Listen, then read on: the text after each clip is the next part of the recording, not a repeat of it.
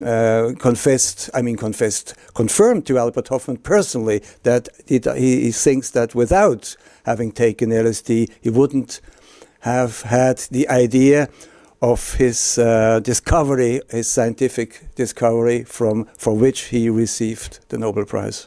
That's. I feel like I'm spending the whole hour telling Lucius to be quiet. No, hang on just a second, Lucius. I think if you want to fight something, you could just have to spread rumors, and they will stay forever. And you could see titles in journals like LSD kills sex drive forever. They tried everything just to discredit it or to make people afraid of it. And I think it's true, but Leary once stated that accidents with LSD in over 30 years all over the world, it's much less than happens in one weekend with alcohol while driving. That's the voice of Lucius Werthmüller. He's one of two authors of Mystic Chemist, The Life of Albert Hofmann and His Discovery of LSD. Also in the studio, his co-author, Dieter Hagenbach, and the book is out from synergeticpress.com.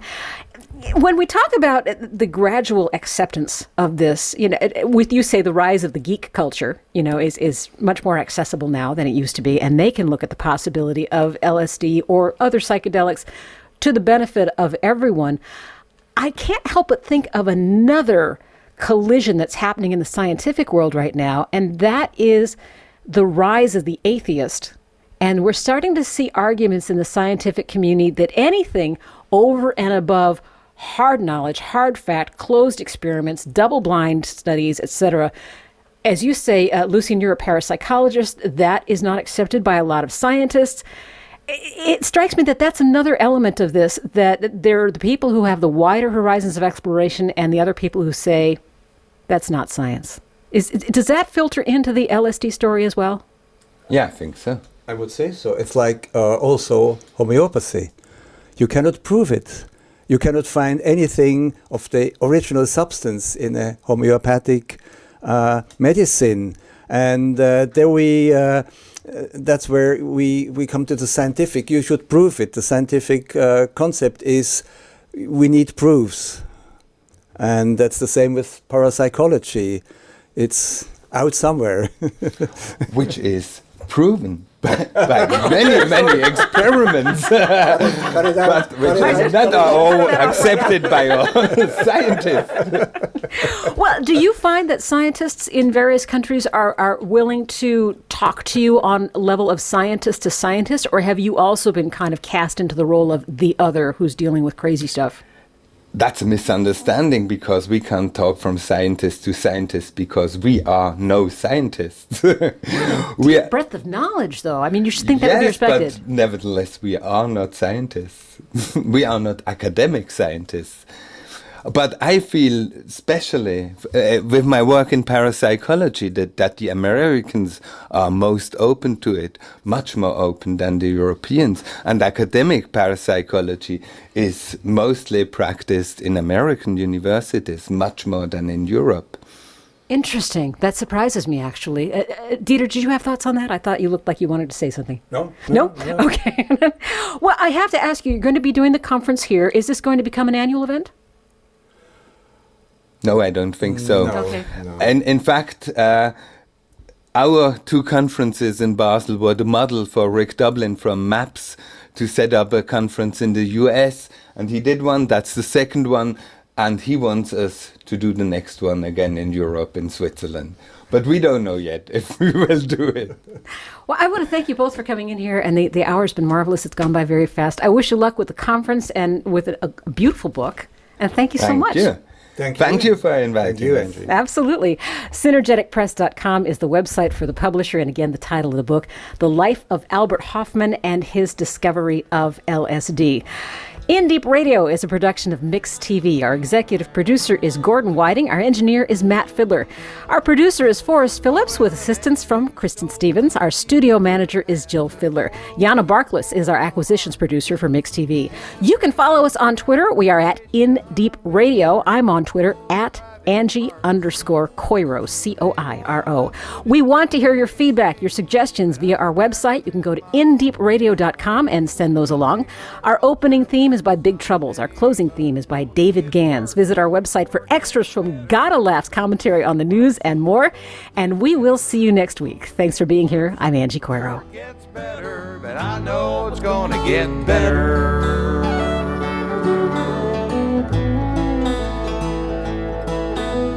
Yes, I know it's gonna get better, 'cause it almost always does.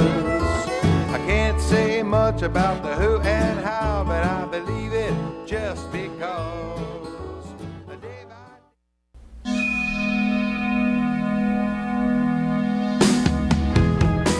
Thanks for tuning in this week to In Deep with Angie Coiro, a production of Talkback Studios. You can get more information about us at indeepradio.com. And while you're there, you can become a member and support our work. There's a link there to contact us, too, with any questions or feedback. We're developing a series on mental health issues in our country, especially in this economy, and we'd love to have you be part of that. Please send us your topic suggestions, your stories, and your questions through our website. Click the contact button at indeepradio.com.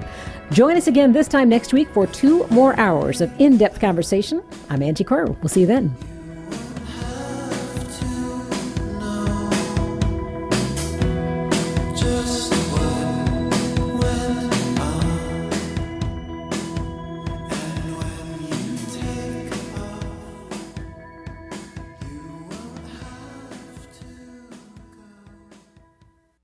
You're listening to WPWC 1480 AM, Dumfries, Virginia. We Act Radio, home of Washington's progressive working community. Hello, this is Julia Louis-Dreyfus, and I want to tell you about my new favorite discovery, Yosemite National Park. I recently went there with my husband and children, and we walked the trails to see the breathtaking waterfalls, admired the grand meadows and giant sequoias. But the future of our national parks is uncertain. Many challenges face our parks today, from polluted air and water to development threats outside their borders and inadequate funding to protect our national heritage. That's why the National Parks Conservation Association recently completed a decade-long assessment of the challenges facing our national parks, along with proposed actions that will ensure our children and grandchildren will be able to enjoy the parks as we have. Our national parks have inspired Americans for nearly 100 years. As we approach the centennial of the National Park Service in 2016, please join us in helping to protect our national park legacy. Find out how at www.mpca.org. Remember the date, March 27th, 2013. And remember the name, Windsor versus the United States. Listen up. This matters. I'm Louis Black, and this is the Civil Liberties Minute with ACLU attorney Bill Newman. For 40 years, Edie Windsor and Thea Spire shared their lives. Their marriage was fully recognized by the state where they lived, New York.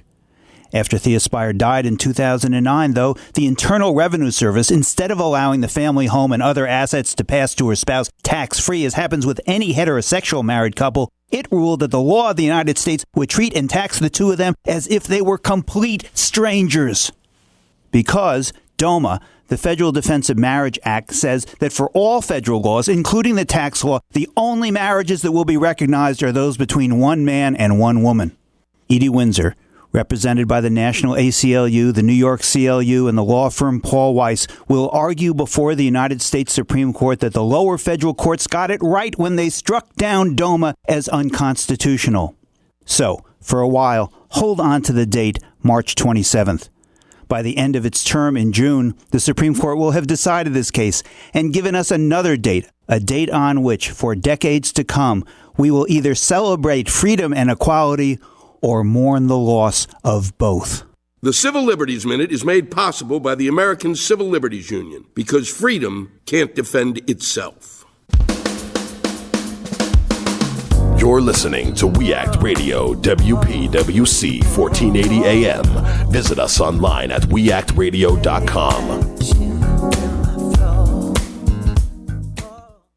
Thanks to the lobbying clout of global corporations, governments worldwide tend to take a dangerously bass-backwards approach to environmental regulation. They accept a corporate product as safe until it's proven otherwise, usually after a great many funerals. A better approach is called the precautionary principle. requiring proof that a product is safe before a corporation pushes it on the public. The European Union recently considered putting this sensible principle into action. But in the face of furious corporate lobbying, the EU ran bass-ackwards. At issue was a proposed 2-year ban on some pesticides called neonicotinoids, widely suspected of causing mass die-offs of honeybee colonies. That's a big problem, for bees and for us humans too.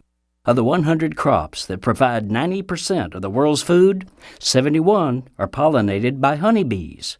No bees, no food.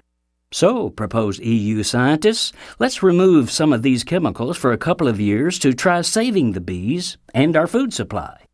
No, you don't, shrieked Bayer and Syngenta, 2 giant chemical conglomerates that make neonicotinoids.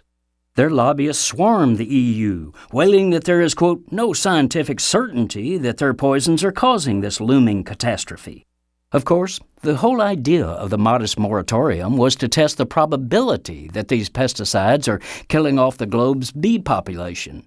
With so much at stake, shouldn't we take the small precaution of scientifically examining whether that probability is, in fact, a certainty? No, said the profiteers, and that was that. Throwing caution to the wind, EU members narrowly voted to let the selfish interests of 2 corporations prevail over precaution and the public interest. This is Jim Hightower saying, neonicotinoids might not kill us, but greed certainly will. If you like these feisty pops of populism that Hightower zings out on the airwaves, check out the Hightower Lowdown. Jim's monthly newsletter provides the in-depth lowdown on what the greed heads of Wall Street and the boneheads of Washington are doing to us behind the scenes. With Hightower's saucy Texas humor and truth-telling populist perspective, the Lowdown literally can lift you up. And get this, you can have the Lowdown delivered to your mailbox or email each month for only $15 a year. Yes, 12 issues, only $15. Check it out, hightowerlowdown.org.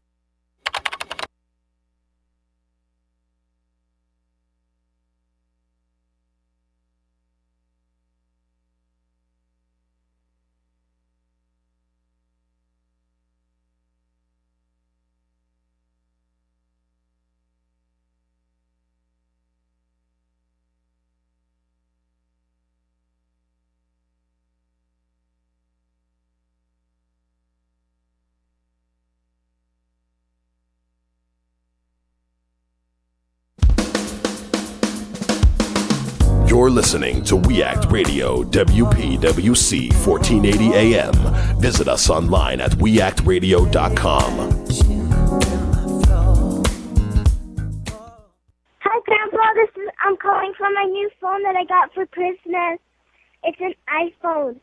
I love you, and you're the first person I called. I love you. Bye. Hey, this is Leprechaun Tim Pohanka from Pohanka Nissan and Pohanka Hyundai. It's hard to be down on your luck when you're Virginia's first choice for new Nissan and Hyundais, but I need to sell 60 cars this week. Right now, I'll pay you big bucks for your good luck. Bring down any good luck charm you've gotten based on the sale price of the car you choose. I'll give you up to $4,777 off any nicer, newer car this week. Today, your lucky penny is worth plenty, up to $4,777 off any nicer, newer car you want. Stop moping and hoping you'll get approved. With my For the People credit approval process, the banks are looking to get lucky and lend to you, even if you've been turned down before. Bring me any good luck charm and I'll give you up to $4,777 off any nicer, newer car today. Hurry, once I get rid of 60 cars, the luck runs out. All offers require bank approval, so call us at 1-800-POHANKA, visit Pohanka Nissan and Pohanka Hyundai on Route 1 in Fredericksburg, or better yet, log on to timpohankaforthepeople.com. And when we make a deal, I promise it'll be your lucky day. I'm Tim Pohanka, and I'm a leprechaun for the people. Solid as a rock. He's cared for the famine victims in Somalia. Bought back 3,000 guns to confront violence in D.C. Something about what God is using him to do with us. We will rock you. Rock with you. I wanna rock right now. Rock steady, baby. Registered numerous people to vote. It's evident that he cares. What do you care about? Welcome to the Rock Newman Show. It's the Rock Newman Show. Good morning, Washington, D.C., Maryland, and Virginia. This is another segment of the Rock Newman Show at We Act Radio. 1480 on your AM dial and broadcast around the world, live streaming at www.rocknewmanshow.com. Today, April the 20th, 2013, we have an action-packed, loaded show for you today. We are expecting momentarily the president of the State Senate of Maryland, Thomas Mike Miller. Mike Miller has been the president of the Maryland Senate for the last 26 years. Many say that he is singularly the most powerful man in Maryland politics. I understand that there is a delay with the Senate President, Mike Miller, getting here at 1918 Martin Luther King Avenue, but we're going to continue. And again, I want to give out the telephone number for you to join today's conversation. And folks, we're going to be talking about some things today that I am hard pressed to believe that you wouldn't want to be a part of and to contribute with your phone calls. The telephone number to reach us here on the hotline is 202-889-9797. One more time, I'll give you that number, 202-889-9797. You know, before I get into all that we're doing today, I think that it would be remiss if we didn't pay a little bit of attention to what has happened across this country this week.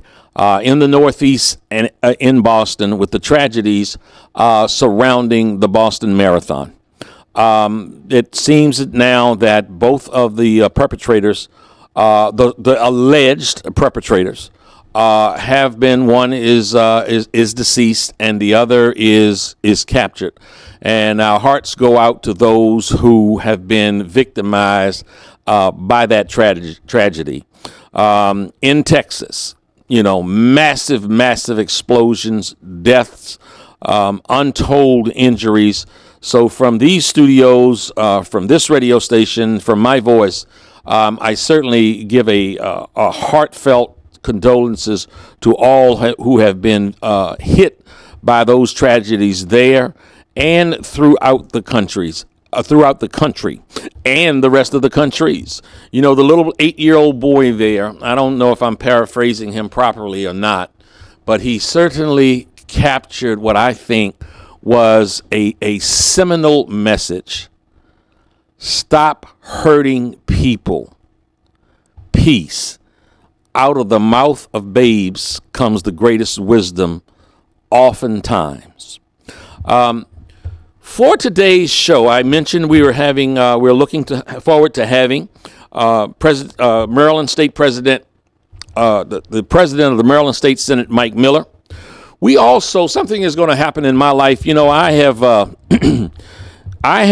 had what I think is quite a journey through this life, a whole lot of experiences around the world. One of the experiences that I have never had is speaking to a gentleman who is probably the most famous political prisoner in the world now. I've never spoken to someone who has been on death row for in excess of 30 years. And he will be calling us in about 10 minutes from prison. His name is Mumia Abu Jamal. The question was posted recently on our website.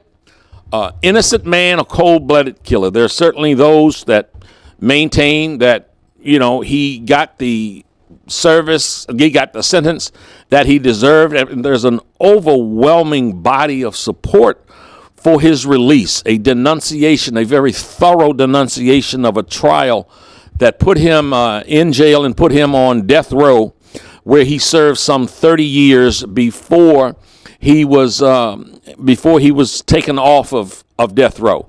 And there continues to be a hue and cry around the world and denunciation of the trial that put him in jail, the evidence that was tainted, the jury that was biased, the judge that was racist. So we will hear from the man himself, Mumia Abu Jamal. And folks, in the second hour, we are going to address a scourge that has ravished this country for a very long time now, and that is a scourge of drugs and addiction, various substance afflictions.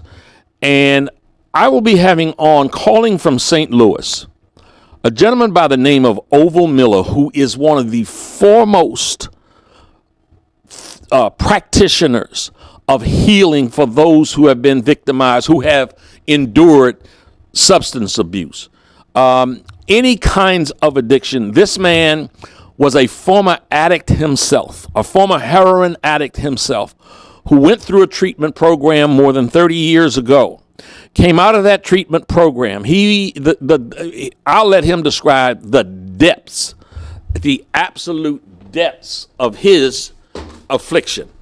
And he came out of that, he got himself healed, and he formed an organization and an operation in St. Louis called BASIC, BASIC.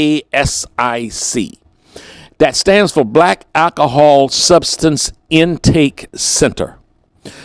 And he treats the addictions in a culturally specific way. Well, he's coming on and he's going to help us make sense out of something that I saw as quite a tragedy last Friday night on the Oprah Winfrey Network on Iyanla Vanzant's show. And that's the one that has had social media buzz, where she on her program, Miss Vanzant on her program, Fix My Life, had DMX. And there is a raging debate about whether DMX was helped in that program or whether he was exploited in that program. And we want to deal with that. And to do so, Oval Miller, the expert, will try to put in context and perspective for us what it takes to heal those who are so terribly broken. Also, to keep it relevant, Tia Brown, that's Tia Brown from Jet Magazine. She did an online interview, an explosive online interview with DMX, where he showed extreme hostility and said that he felt a sense of betrayal by Iyanla Vanzant. And so she was up close and personal with DMX after the interview. And also, we're going to have on Dominic Natti. Dominic is DMX's manager. I do want you all that are listening on 1480 AM and watching around the world to understand and to appreciate that I have Tia Brown on. We're going to talk about DMX. DMX's manager is going to be on. And I certainly extended the courtesy to Iyanla and her manager to come on to give their perspective about what happened, what they did, why they did what they did, and to explain, to help answer the question, was he helped, hurt, exploited, or otherwise? And they were not able to make it. But in the spirit of fairness and balance, they certainly were invited. Now that's the second hour, so it's going to be action-packed, full of information, and we'll try to make some sense out of all that happened and that didn't happen, the right, wrong, and otherwise of that situation. And in the third hour, April is the month that one of the greatest music legends of all time was born, and he also died in the month of April. And that is Marvin Gaye. And we're going to do a tribute to Marvin Gaye and to the music makers of Washington, D.C. And in order to do that, we'll have in studio with us Herb Fame from Peaches and Herb, Skip Mahoney from Skip Mahoney and the Casuals. Mark Green from The Moments. And if I try to sing, y'all just throw me off the radio. So I ain't even going to try to say, close your eyes, take a good look. I ain't going to try to do that. Or Skip Mahoney and Mark Green and Sandra Beers. So we have an action-packed show for you. Thomas Mike Miller, president of the Maryland Senate, just walked in.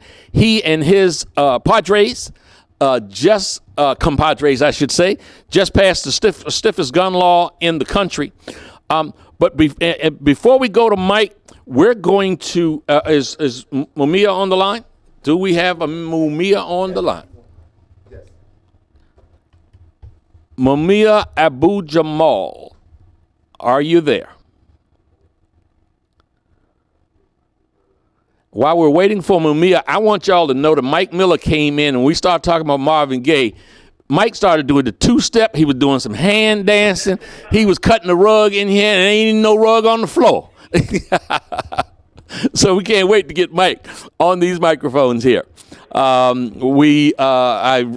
told you on any number of occasions, this is live radio, and live radio where right now we have Mumia Abu Jamal. Let me get the cell phone here, please.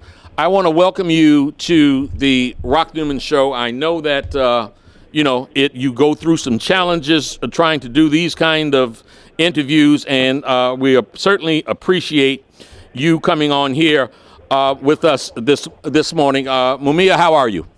Fair to middling is something I always say, and it's about the truth. How are you, brother? I am good, and I want to jump right to this because I know that we have to be very conscious of time here. You know, let's just go right to the middle of this here. There are many people around the world who know of your plight. Streets have been named after you in France, and world figures have supported the cause for your freedom.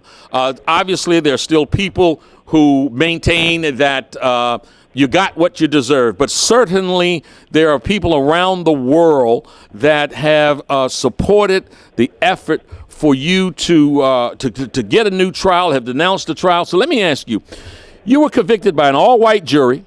There are witnesses who testified against you. They have all since recanted their testimony. Now, the next guest we have on coming in here is Mike Miller, who is a great defense attorney. So I'll even talk to him a little bit about that. You were sentenced to death by a judge, Albert Sabo, who has sentenced more men to death row than any other judge in the country. And since your 1981 arrest, a federal grand jury investigation has made corruption in the Philadelphia Police Department of over 400 police officers being convicted of felonies, and yet the Supreme Court refused to hear your case. You still sit in a jail. What would it take for you to gain a new trial and to win your freedom? I think nothing short of a movement, a real movement, a deep movement, a broad movement, because movements create change. You mentioned the Honorable, quote-unquote, Albert F. Sabo. Albert F. Sabo said, previous to the actual trial beginning, this is at pretrial hearings, quote, unquote, I'm going to help them fry the nigger. Now, some people have heard that or read that and said, well, it can't be true. The fact of the matter is that that statement came from a court reporter who was sitting in the office with him. Now, court reporters are the kind of people who sit in courtrooms and translate whatever they hear into transcripts. They're professional people who listen to other people speak, and they know how to record it. Now, you think a court reporter, a sworn court reporter, who works for the court system, right, would say she heard that if it were not so? And I later learned, I never met the woman, but I read her affidavit, and my lawyers did talk to her. She was married to a peace officer. And so, it did not come out of the blue. Yeah. When we found out about it, we filed it. But that's just to give you a snapshot. Yeah, certainly if that is certainly if that is true, that speaks to an attitude and a hostile and what many would say unfair climate. Let me ask you, you're arguably the most famous political prisoner in the world. Could you share some of the names of others in the largest prison system in the world who are in sort of your same circumstances? Well, I would be remiss if I didn't mention a group who we call the Move 9, which is really 8 people now, members of the Move organization who've been in prison since August 8th, 1978.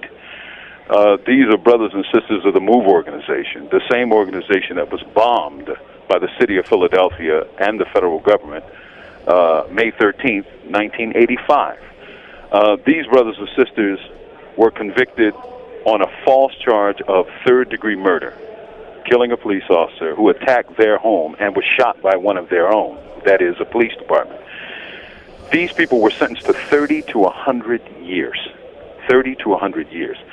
So if you do the math, then it's about 34, 35 years since 1978. They are still in prison. Yeah. And those brothers and sisters, you know, they have parole hearings every year or so, but it's BS, frankly. Mumia, if I can say this again, and I want to kind of address this to folks who are like, his heads have snapped around and said, man, I never really heard anything about this. You were accused of killing a Philadelphia police officer by the name of Faulkner. You were accused of shooting that gentleman in the back. That's what you were accused of. Now, you were on, self-admittedly, you were on the scene that night. Now, just quickly, there was a gentleman who most people feel was much more likely to have committed the crime than you, and that was a gentleman by the name of Freeman, who was in the car with your brother that the police officers had accosted. Now, I just said what you were accused of. Can you take us to that night and tell us what happened? Well, I didn't hear part of your question because this tape came over. Yeah. So I heard the beginning of it, and I didn't hear the end of it. I'm sorry. The end. What I was saying at the end was there are a lot of folks who think that there was someone in the car with your brother who was more likely to have been the murderer than you were. You were accused, again, of shooting the police officer in the back. You were on the scene that night. Can you take us to that night and tell us what happened? I can tell you that I was arrested, I was beaten, and there was no fingerprints to tie me to a weapon that they said was a murder weapon. I can tell you that there were a lot more people on that street than the police reported, and I can tell you that scientific tests of that scene have proven beyond cavil that the argument put forth by the Commonwealth is impossible. It did not happen, and it could not happen the way they described. I can tell you that many of the people who were quote-unquote witnesses that night have since been described by other witnesses as not being there at the scene, that deals were made. These are people who I did not know. These are people who have no reason to help me out, but these are people who, over the course of time, have come out and say that what was reported was not true. There was a woman named Veronica Jones. I didn't know her from a can of beans. She was arrested, charged with committing some crime, I forget, robbery or something like that. They told her they would drop her charges if she came forward and fingered me. She got on the stand, and she lied. And she came back years later at our PCRA hearing in Philadelphia, again in front of the Honorable Judge Sabo. And she changed her story and said, she told the story about being forced to testify, about being threatened with losing her children, with going to jail for like 15 years. This call is from the State Correctional Institution at Mahanoy. And is folks, subject to this is live radio, and that's a recording at the prison. Veronica was arrested on the stand. On the stand. By police from Camden in New Jersey. Yes. Now, understand she's arrested in the city of Philadelphia, in a Philadelphia courtroom for something that happened 7 or 8 years before, so a statute of limitations is run. And when she was being taken off the stand, she said, I'm still not going to lie. I'm still not going to say my understanding is that there are other material witnesses who have recanted their testimony against you. Can you share a little bit about that? Well, we have tried to enter this into the court record. We have tried to file statements, affidavits, reports. Those reports have not been addressed by any court so far. So, and we continue to fight, of course, legally. But my point to you is that if they don't address it, we can't make them address it. We can only fight, on the legal ground that we have. I understand. Let me ask you this, because I find this fascinating, this piece of information fascinating. A few years later, after your conviction, the other gentleman who was on the scene that night, and as you said, there were several people that were there, but there was a gentleman in the car with your brother. It seems to be a day or a couple of days after the MOVE members had the bomb dropped on their compound, and 40, it was a massive murder scene in Philadelphia, that this gentleman who was in the car with your brother was found, am I correct in understanding that he was found dead and handcuffed, and there is a body of thought, at least, that the Philadelphia Police Department may have been linked to his murder? Now, I don't see anything, and I want to say I don't see anything where there is proof to that, but I just want to bring it up and get your thoughts on it. Well, all I know is what I've read in reports. I remember first reading this in a newspaper. There is a report that this happened several days after the bombing, that is May 13th, 1985. He was found either in a trash bin or near a trash bin. There was evidence that his hands were bound. I forget the specific cause of death, but the point is, this was a guy who had grown up with us, had grown up in our neighborhood in the projects in North Philly. I've known him all of my life. We grew up together, and he later kind of changed his life. He became a photographer for a major Philadelphia newspaper. He had changed his life. He had become a working stiff in many ways. Okay, it's so very much to examine. Tell us about this. Tell the listening audience about this. You have a documentary film that is coming out, and it's called Long Distance Revolutionary. Tell us about that documentary, please, what you hope to accomplish with it. Well, this is the work of a filmmaker named Steve Vittoria, a filmmaker and a writer, actually. It's really a compilation of interviews with people that I've met over the years, that I've known for many years, of my background in journalism, radio, reporting, and writing for the Black Panther newspaper when I was a teenager. Of course, I've never seen the documentary. I've, of course, read about it and read scripts and stuff like that. But I would like to see it one day in freedom. But right now, I am told that it is doing very well all across the country.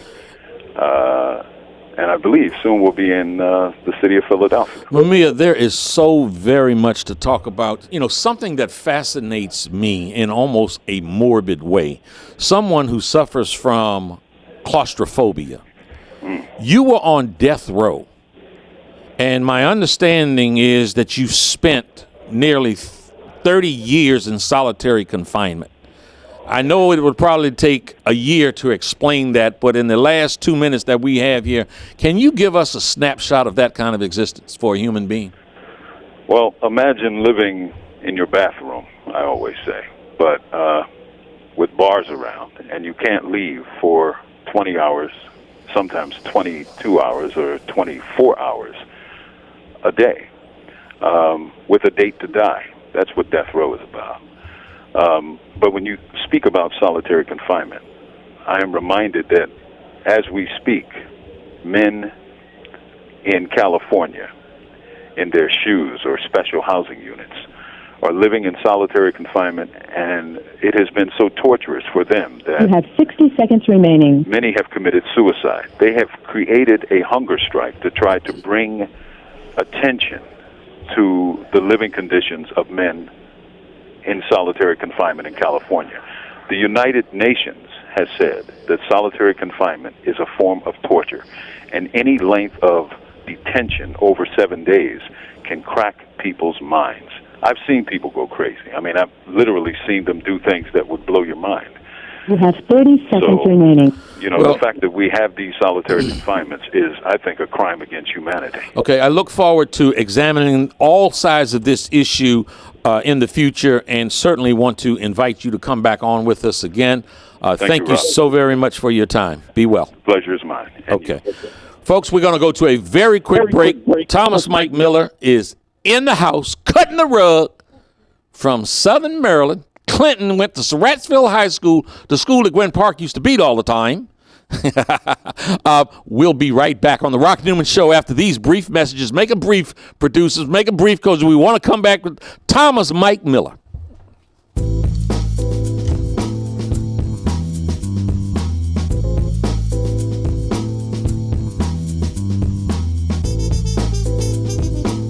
What do you care about? We'll find out when the discussion continues after this on The Rock Newman Show. My baby drives a Pohanka. The weekend is here, and no matter what the weather's like outside, you'll find the deals inside here in the beautiful showroom of the all-new Pohanka Hyundai in Capitol Heights during their giant Markdown Madness sale. Smart shoppers know that every new Hyundai in Pohanka comes with Hyundai Assurance and America's best 10-year, 100,000-mile powertrain warranty. But why don't you tell them about the Markdown sale, Joe? I'll be happy to, Kim. Folks, shop around on the web, and you'll see lease payments on a new 2013 Elantra GLS at $179 a month. Today at Pohanka Hyundai, $99 a month. That's right, a $99 payment on a brand new Elantra. And $89 a month on a new 2013 Accent GLS Automatic. How do they do it, Joe? It must be the volume, Kim. A brand new building, hundreds of new Hyundais, and Pohanka's low payment and easy credit programs are designed to get everybody driving. But you have to get here today. Rush to the giant Markdown Madness sale at exit 13 off the Capitol Beltway. Pohanka Hyundai, king of the Beltway. All financing for a limited term on approved HMF credit. My baby drives a Pohanka. Giving you the real on everything from politics, sports, and common everyday life issues. This is The Rock Newman Show. And then we'll get into some stuff. Good God! What we need? Soul food. Henry Soul Food. No, we need it. Soul Food. Henry Soul Food. No, I like it. Soul Food. Henry Soul Food. No, we need it. Soul Food. Henry Soul Food. Hit me. Home of the sweet potato pie. Even the keenest taste buds will tell you the best food on the planet. Large enough to serve you and small enough to know you. So get to Henry's at 5431 Indian Head Highway, Oxon Hill, Maryland, or give us a call at 301-749-6856. Soul food. Henry Soul Food. What we need? Soul food.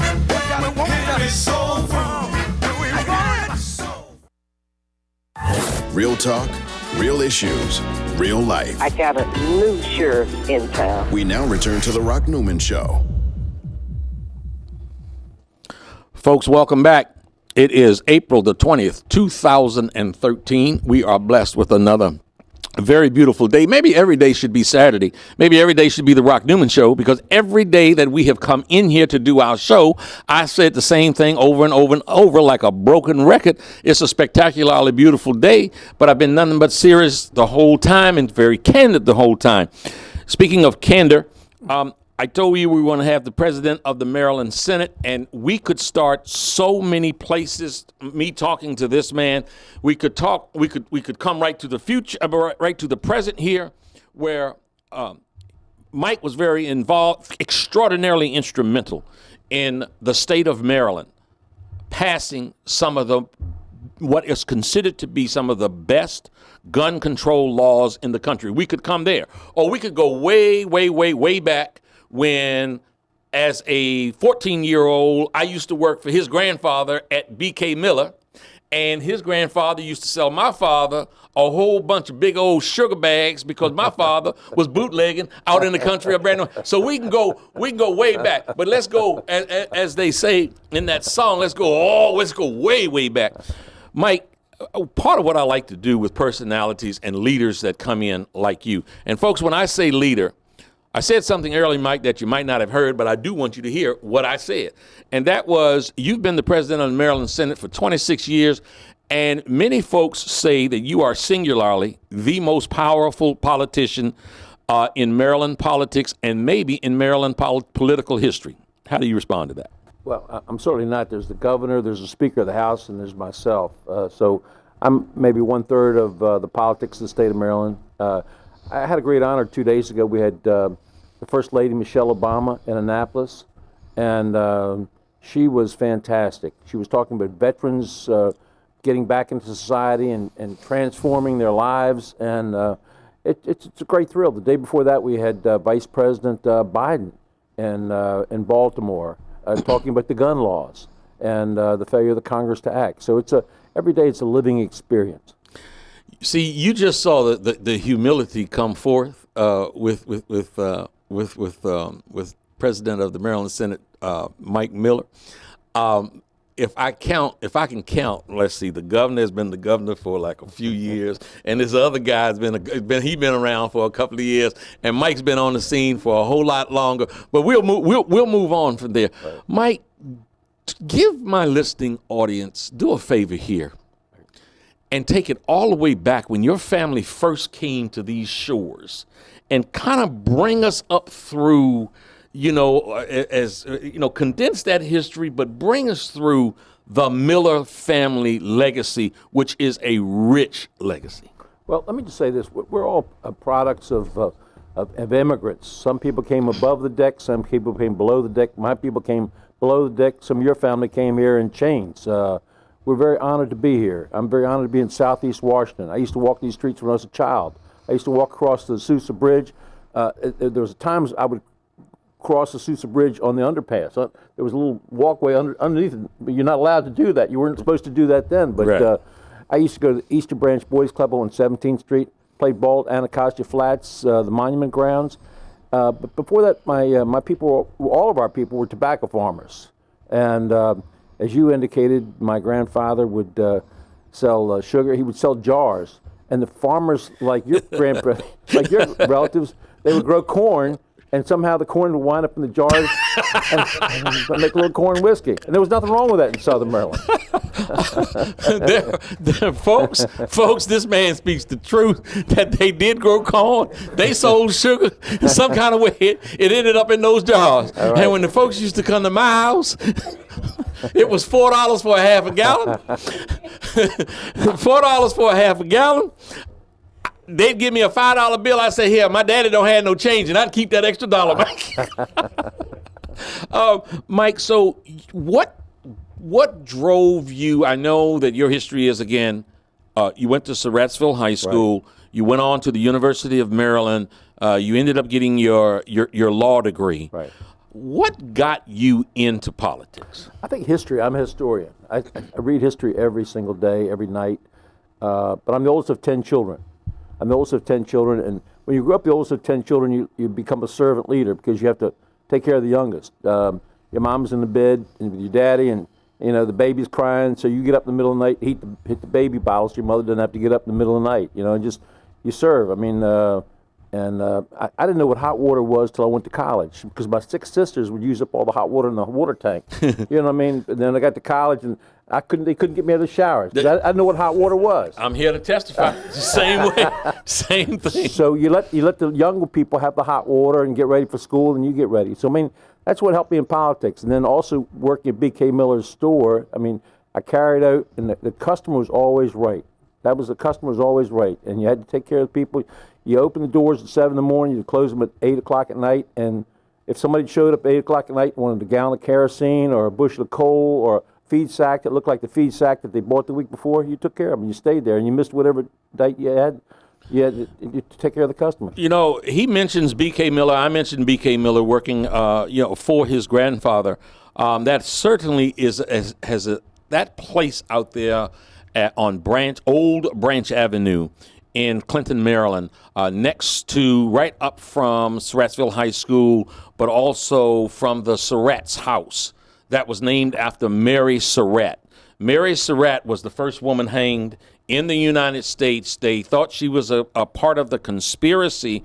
John Wilkes Booth, after shooting Abraham Lincoln, left the Ford Theater, made his way down to the Surrattsville area, and now she had a boarding house, and she gave him the horse, and that's part of the conspiracy. And whatever part I'm getting wrong, fill in the blanks for me. Well, let me just tell you this. Bill Clinton is a very good friend of mine. I mean, a very good friend of mine. And so when my mother invited him to come to Clinton, Maryland, he agreed immediately.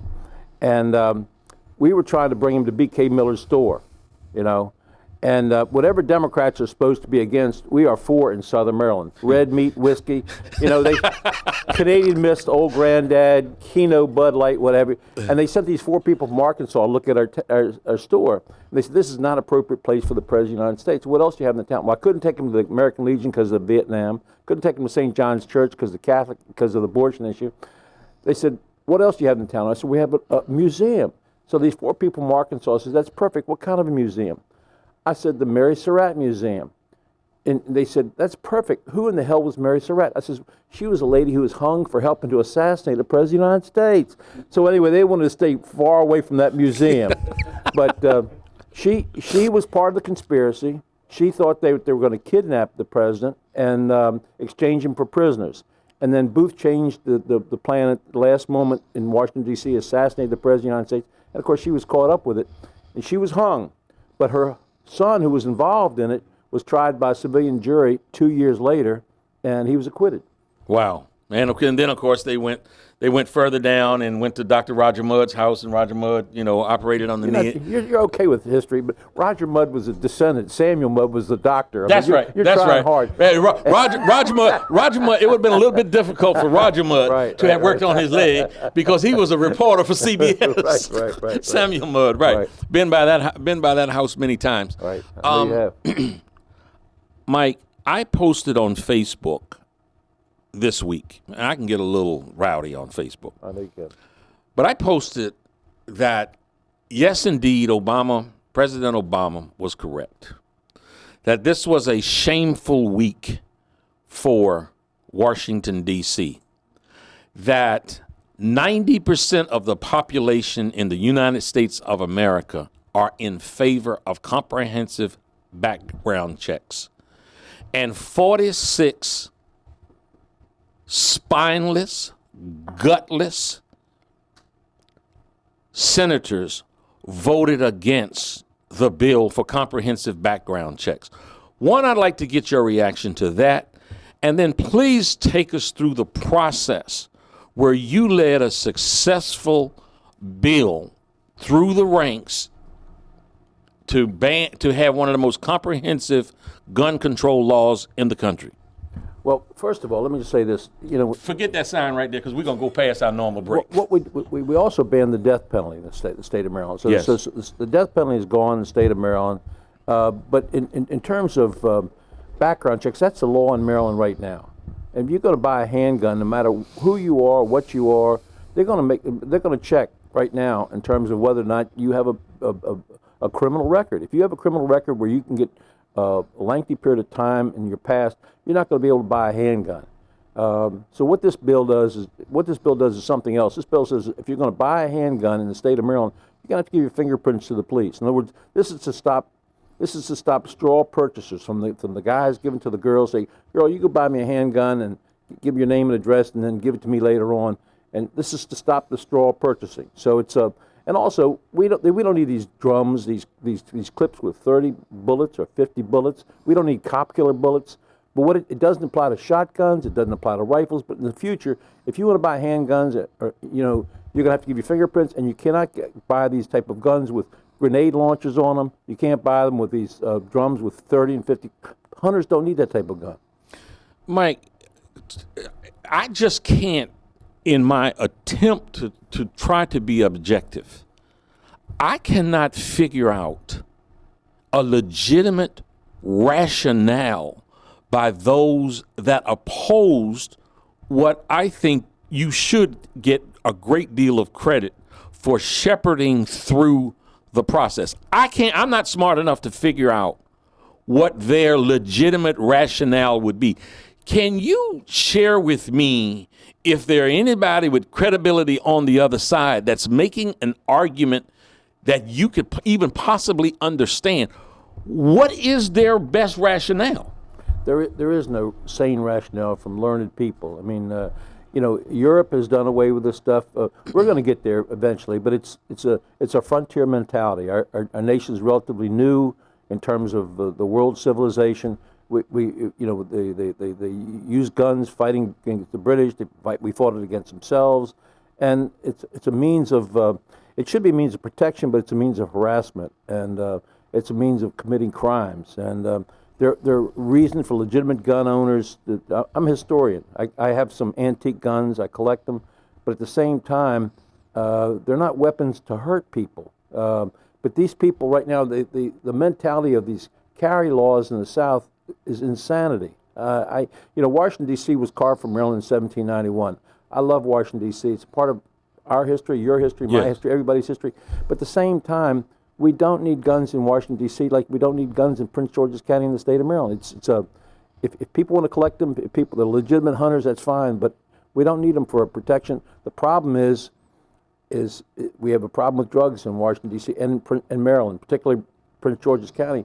And every drug dealer has one, and people buying them have guns too, and so they're on the streets, and innocent people get killed. Innocent people get killed.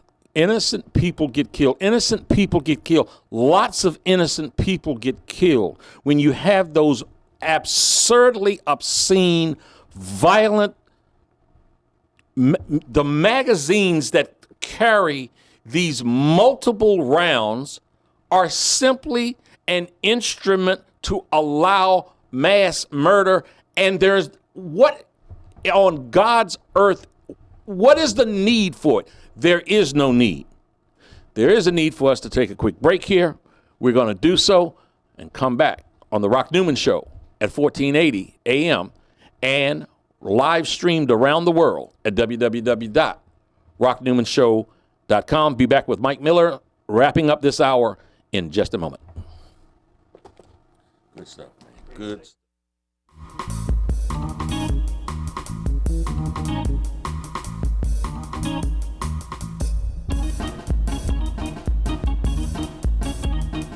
The Rock Newman Show will be back after this. Pohanka Acura's huge March sales event is going on now. Get one of the new 2013 TLs for as low as $199 per month, or get the brand new 2013 MDX for only $254 a month. Come find out why price and selection have made Pohanka the world's largest. Take Action News with David Schuster, Saturdays from 12 to 3 on We Act Radio, 1480 AM and weactradio.com. Well, for me, it's always been, you report the facts. You report like hell, let the chips fall where they may. And the truth ultimately is what's going to sort of help our society and help all of us. I don't think progressives want a thumb on the scale on the facts. They just want the facts out there. You let the facts out, and progressives will tell you, we're going to win 70% of the time. You may quibble with the percentages or whatnot, but I think that's just sort of what progressives are looking for, and I think that's where this all sort of meshes with my interest as a journalist. And my interest as a journalist is report the facts. Here's what's going on. Here's what the facts say. Here's what history says. Here are the lessons we know we have learned. And let people draw their own conclusions. And I think what's so unfortunate right now in the world of broadcast media is I do think that a lot of conservative radio, certainly conservative television, they're not interested in facts. And that's ultimately where I think conservative media is going to have its downfalls, that Americans are hungry. They're just hungry for basic information, hungry for basic facts. You report like hell, you let the chips fall where they may. I think it's natural for all of us who care, who are passionate about politics, who feel like we have a sense about the difference between right and wrong. I think it's okay to let that be part of your coverage. It's important for all of us as broadcasters and journalists. In this day and age, we have to be authentic. You can't be the person who's up in the ivory tower that comes down and tells people, now you must eat your peas. No, it's all about, we all have personalities, and I think it's being aware sometimes of our own bias, but also being open to the idea that sometimes we're wrong, but we have a dialogue, and we have a passionate dialogue, and we care about this country, we care about this community, and I think that sort of passion is what carries us through. Hear more from David Schuster, Saturdays from 12 to 3 on Take Action News, on We Act Radio, 1480 AM, and weactradio.com. The prodigal son of the DMV is back. Ladies and gentlemen, show your love for Rock Newman on The Rock Newman Show. The conversation that some people just don't care to have. We now rejoin the discussion on The Rock Newman Show. The David Schuster Show is after The Rock Newman Show. Make sure that you pay attention. David Schuster has a great program coming up for you also. I am Rock Newman, and I'm in studio with Maryland State Senate President Mike Miller. As I told you earlier, we're going to have a dynamic second hour with Oval Miller, Tia Brown, and Dominic Natis talking about the DMX interview that exploded on the Oprah Winfrey Network last Friday with Iyanla Vanzant. We're going to talk about the scourge of drugs, how to really help people, and whether or not, I want to get your thoughts on whether or not DMX was helped or whether or not DMX was exploited. And something near and dear to Mike Miller's heart is music, like it is mine. And in that third hour coming up is going to be Herb Fame from Peaches and Herb, Skip Mahoney from Skip Mahoney and the Casuals, Mark Green from The Moments, and we're going to be playing some of their music. But right now we're going to come back to Mike Miller. You know, Mike, it's a tough game. Politics is a very tough game. And oftentimes you hear politicians probably more criticized than they are applauded. I talked about something that is very relevant to our society today, and that's gun control. Let me ask you, I'm continuing to hear reports about the Maryland schools being ranked near the top or at the top of the educational systems in the country. Talk to us about that. Well, this is for 5 years in a row. We've been number one in the United States. And it takes a commitment on the part of elected officials, because what you need to do, you pay for what you get. And what we did was we made a commitment to have the best schools, lower classroom size, pay good teacher salaries with pensions, good pensions for the teachers, at the same time getting the disruptive students out of the classroom, and with appropriate testing. And it's paid big dividends, but you have to pay for this. And so it's as a consequence, we're a very wealthy state. Maryland is the wealthiest state in the union, largely because it surrounds Washington, D.C. and defense contractors and what have you. But at the same time, we're a relatively high tax state. So we pay bucks for our educational system, and we now have more doctorate degrees in Maryland than any other state in the union. We have more BA. We have the highest level of number of college degrees of any state in the union, and so we're poised right now for this when as the economy turns to for this new economy, this knowledge-based economy. But at the same time, in the South and other places where they don't have that commitment to education, they don't pay for it, they don't reduce teacher sizes. My sister taught at Samuel Chase Elementary School in Prince George's County for 30 years. She never had less than 35 students in a classroom. That's wrong. You can't teach a classroom like that. And so now I was there years ago, and they had 22 students in a classroom, and things are getting better in Prince George's County and in Maryland. You know, Mike, when I worked for your grandfather, it was some tough work, man. Right. We were lifting 90-pound bags. 100-pound bags. Well, you know what? I think they probably told us 90 just to psych us out. But we're lifting those big bags of concrete.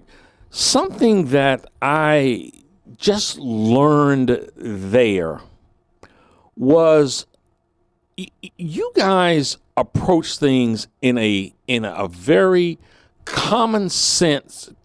You approach life with a very common sense attitude. And as you said, the customer was always right. So you had a real people mentality example growing up. what are some of the things? I mean, because again, B.K. Miller was a legend, was a legendary figure. Right. What's some of the most important things you learned from that legend? Well, the funny thing is, I came home one day and I'd been carrying bags of sheep manure. I hope your listeners understand what that is. I was carrying bags of sheep manure, and I told my mother, I said, Mother, I got to get out of this business. I mean, I had a white T-shirt and an apron, and I was just covered with sheep manure. The bags would break and everything, and she said, just stick with it, son, stick with it. And later on in life, when I got involved in politics, she said, that was pretty good training for you carrying the sheep manure. But some of the things you learn in life, you got to get up in the morning and go to work. And you got to be dressed, and you got to have a smile on your face. And if you're not happy, you've got to be able to fake it until you can make it. It's just because you got to serve the customer, and no matter how obnoxious or rude they can be, they slam the door, they do this. Yes, ma'am. Yes, sir. We'll take care of it. And you find a way to take care of it. It's not a black issue or a white issue. It's a green issue. It's about money.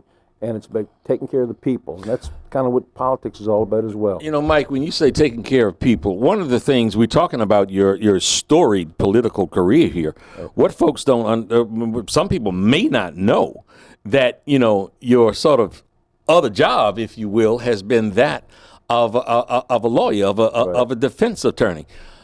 We don't have a lot of time, but one of the things I'd like to examine with you is kind of have you to search your mind quickly and see whether or not you can give us an example or two of your most interesting, bizarre, crazy defenses. Because folks that might not know about Brandywine, Surrattsville, Clinton, Fairmont Heights, and all of those areas, there's certainly a time if you got in trouble, the one thing you wanted to do was call Thomas Mike Miller.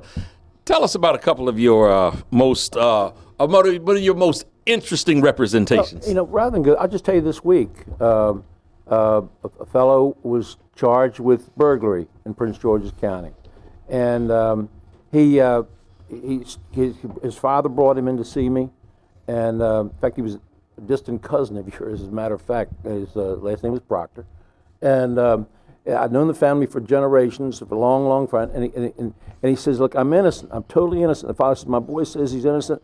I mean, meanwhile, he'd been in jail for 3 days. He had to put up $5,000 worth of a bond to get him out. And the only evidence that they had against him was a friend of his, a girl used to talk to a friend of his and said that was the person that was involved in the burglary. And so I said, I said, if he's innocent, we'll find him and make sure he's not guilty. And so we sent in for the discovery for the state's attorney, and the girl had testified that the burglar was 5'7" tall and had a cross on his cheek. And mind you, this young man who came in to see me was 6'2", a darker complected fellow, and had no cross on his cheek.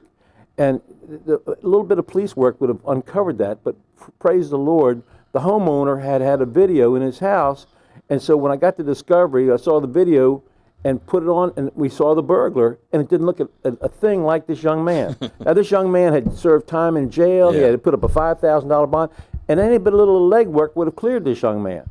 And so I called up the prosecutor. I said, look, you've got an innocent person here. He said, well, we'll have to try the case anyway. I try the case. I said, son, I'm going to have your ass. I'm going to have your job. I mean, I called up Alston Brooks, the state's attorney, and said, this man is innocent. He needs to be taken care of immediately.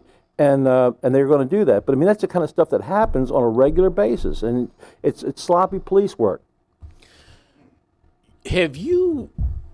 This might be always a difficult question for a defense attorney. Have you gone to court and walked someone out of the court as a free man, knowing that they were guilty? Yes, but at the same time. Absolutely. I mean, but you make sure, it's not your job to prove yourself innocent. It's the state's job to prove yourself guilty. The state has to prove you guilty beyond a reasonable doubt. I mean, to a moral certainty. And so if you got somebody and it's the state's job, and the guy says, look, this is what happened, so the state doesn't put their case on. And Thomas Jefferson and these founders of our society said it's better than that guilty people go free rather than an innocent person goes to jail and is persecuted for a crime that he or she did not commit. Mike, storied political history, storied legal history. I'd like for you to share with us, at some point, ashes to ashes, dust to dust, we all got to go, we must. There's going to be a tombstone, a big old one for Thomas Mike Miller. Right. Tell us how you'd like to be remembered, what you might want on that tombstone if you had just somebody writing it real pretty. What would you want on there? Well, I know where it's going to be. It's not going to be a tombstone. It's going to be a crypt. It's going to have my name on it, and that's it. Born and died, and I'll be buried next to my mother. I mean, my mother and father are going to be there, and my wife and I are going to be side by side. But he did the best he could. Honestly, that's all he needed. He did the best he could. He tried hard. I'm just honored to serve. Honestly, I feel like you do. This is my hometown. Washington, D.C. is my hometown. And I got a story. Can I tell a story real quick? Tell a story real quick. Okay. I mean, don't have to be that quick, man. This is my show. Albert Einstein went to heaven. Albert Einstein went to heaven. And St. Peter met him at the pearly gate.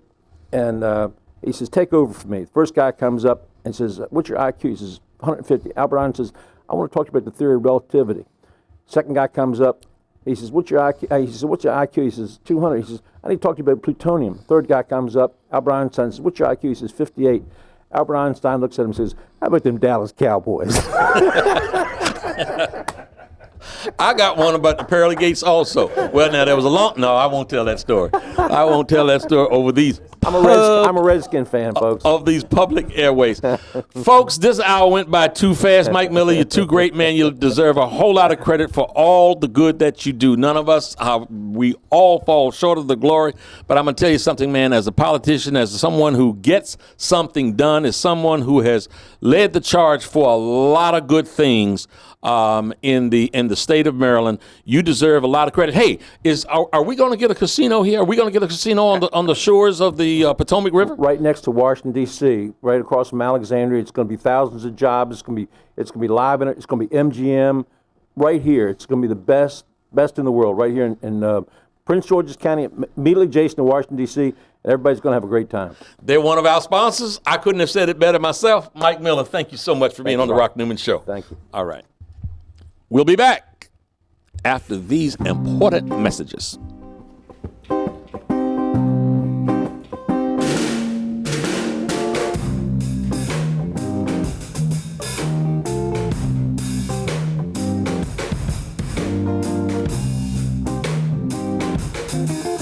What do you care about? We'll find out when the discussion continues after this on The Rock Newman Show.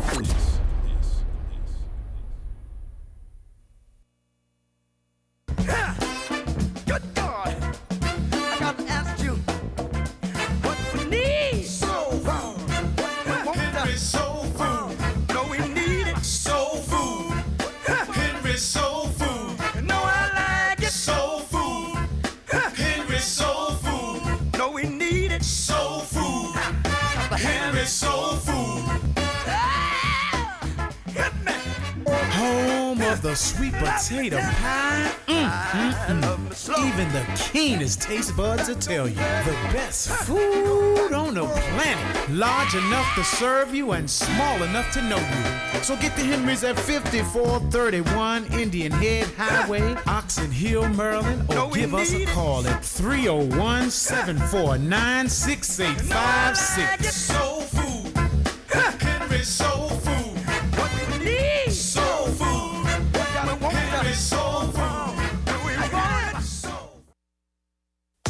Giving you the real on everything from politics, sports, and common everyday life issues. This is The Rock Newman Show.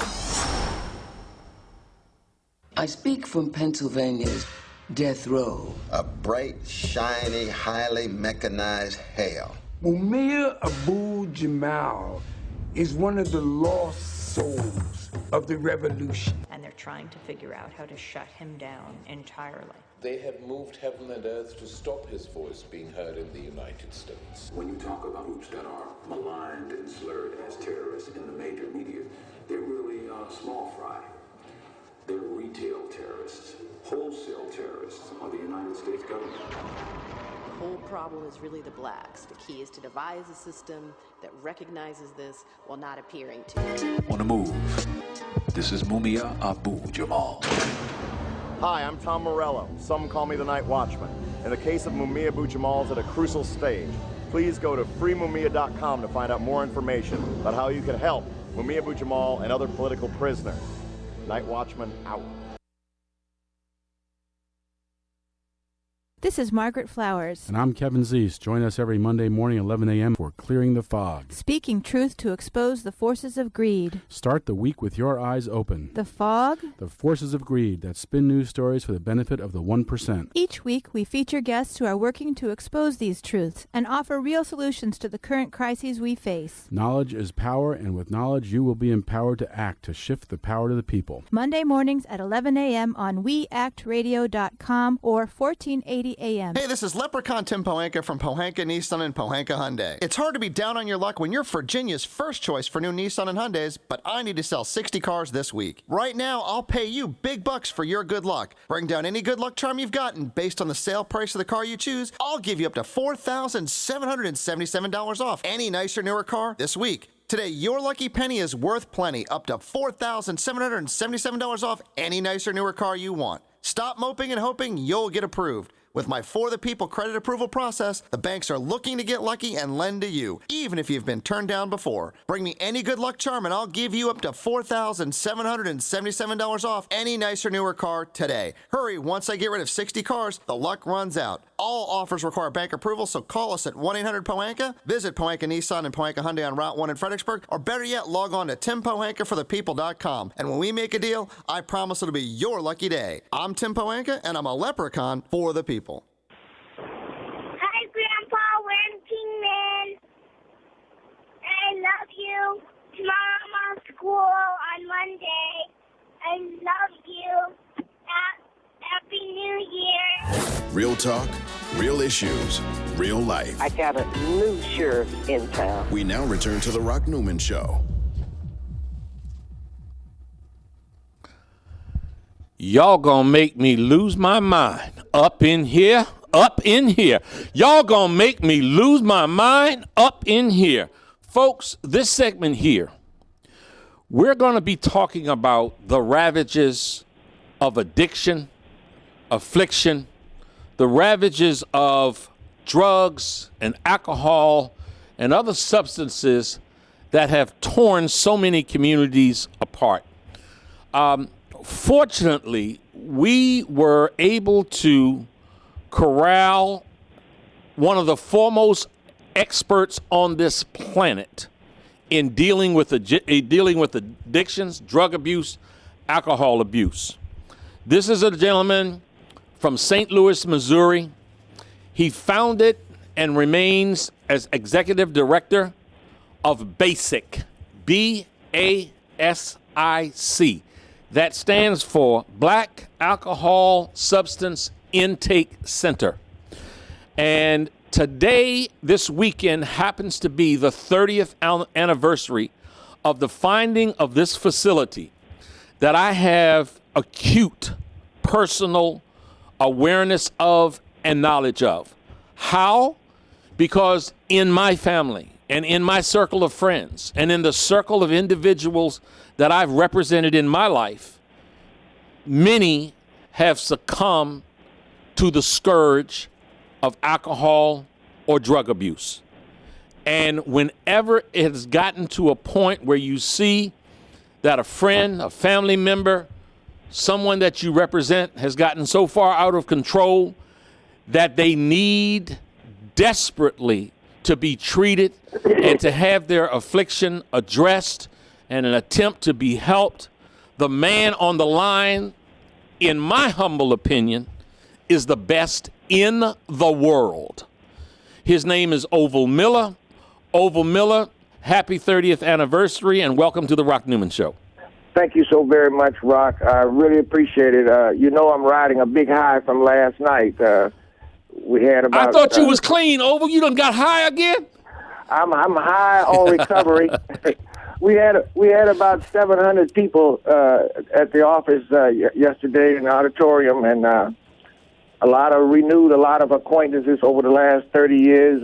It was just a real good feeling to see the men and women coming in, and they had their children and they were clean, and it just really felt blessed and really fortunate that God had used me in the way He has over the last 30 years. Oval.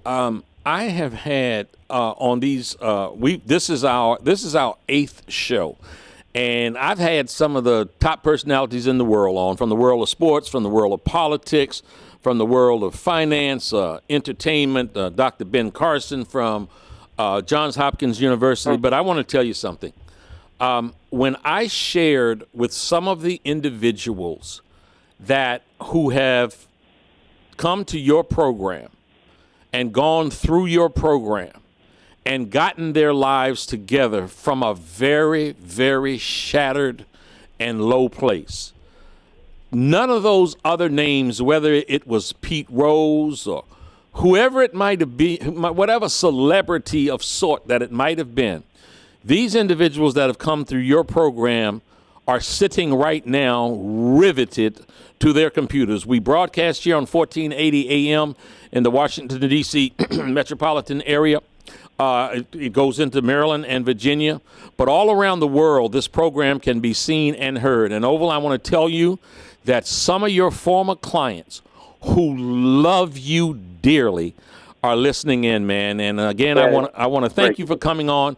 And Oval, here's what I'd like to do, because we're going to get into a very serious subject after we go to the break. But what I'd like to do is I'd like for you to share your story.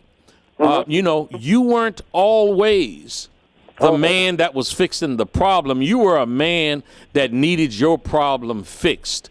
Certainly you've been very candid about it to people. You've been transparent. And I would like for you to share your journey through your addiction and how you got started in helping others heal. Yeah, no problem at all, Rock. One of the things is that it's all part of the process that I had to go through with. I was addicted to heroin for over 14 years. I was a mainline heroin user. What does that mean, mainline heroin use? Intravenous, using a hypodermic needle, injecting heroin into the veins. We called it taking it to the mark. It was, someone asked me once, how did I get involved with it? And I told them I got involved with it by experimenting. And the first time I used the drug, I was on a college campus in Pine Bluff, Arkansas, at the A.M.N. College, in school. And someone passed the board around and said, "Hey, why don't you try this?" I said, "Man, I don't want to be no junkie."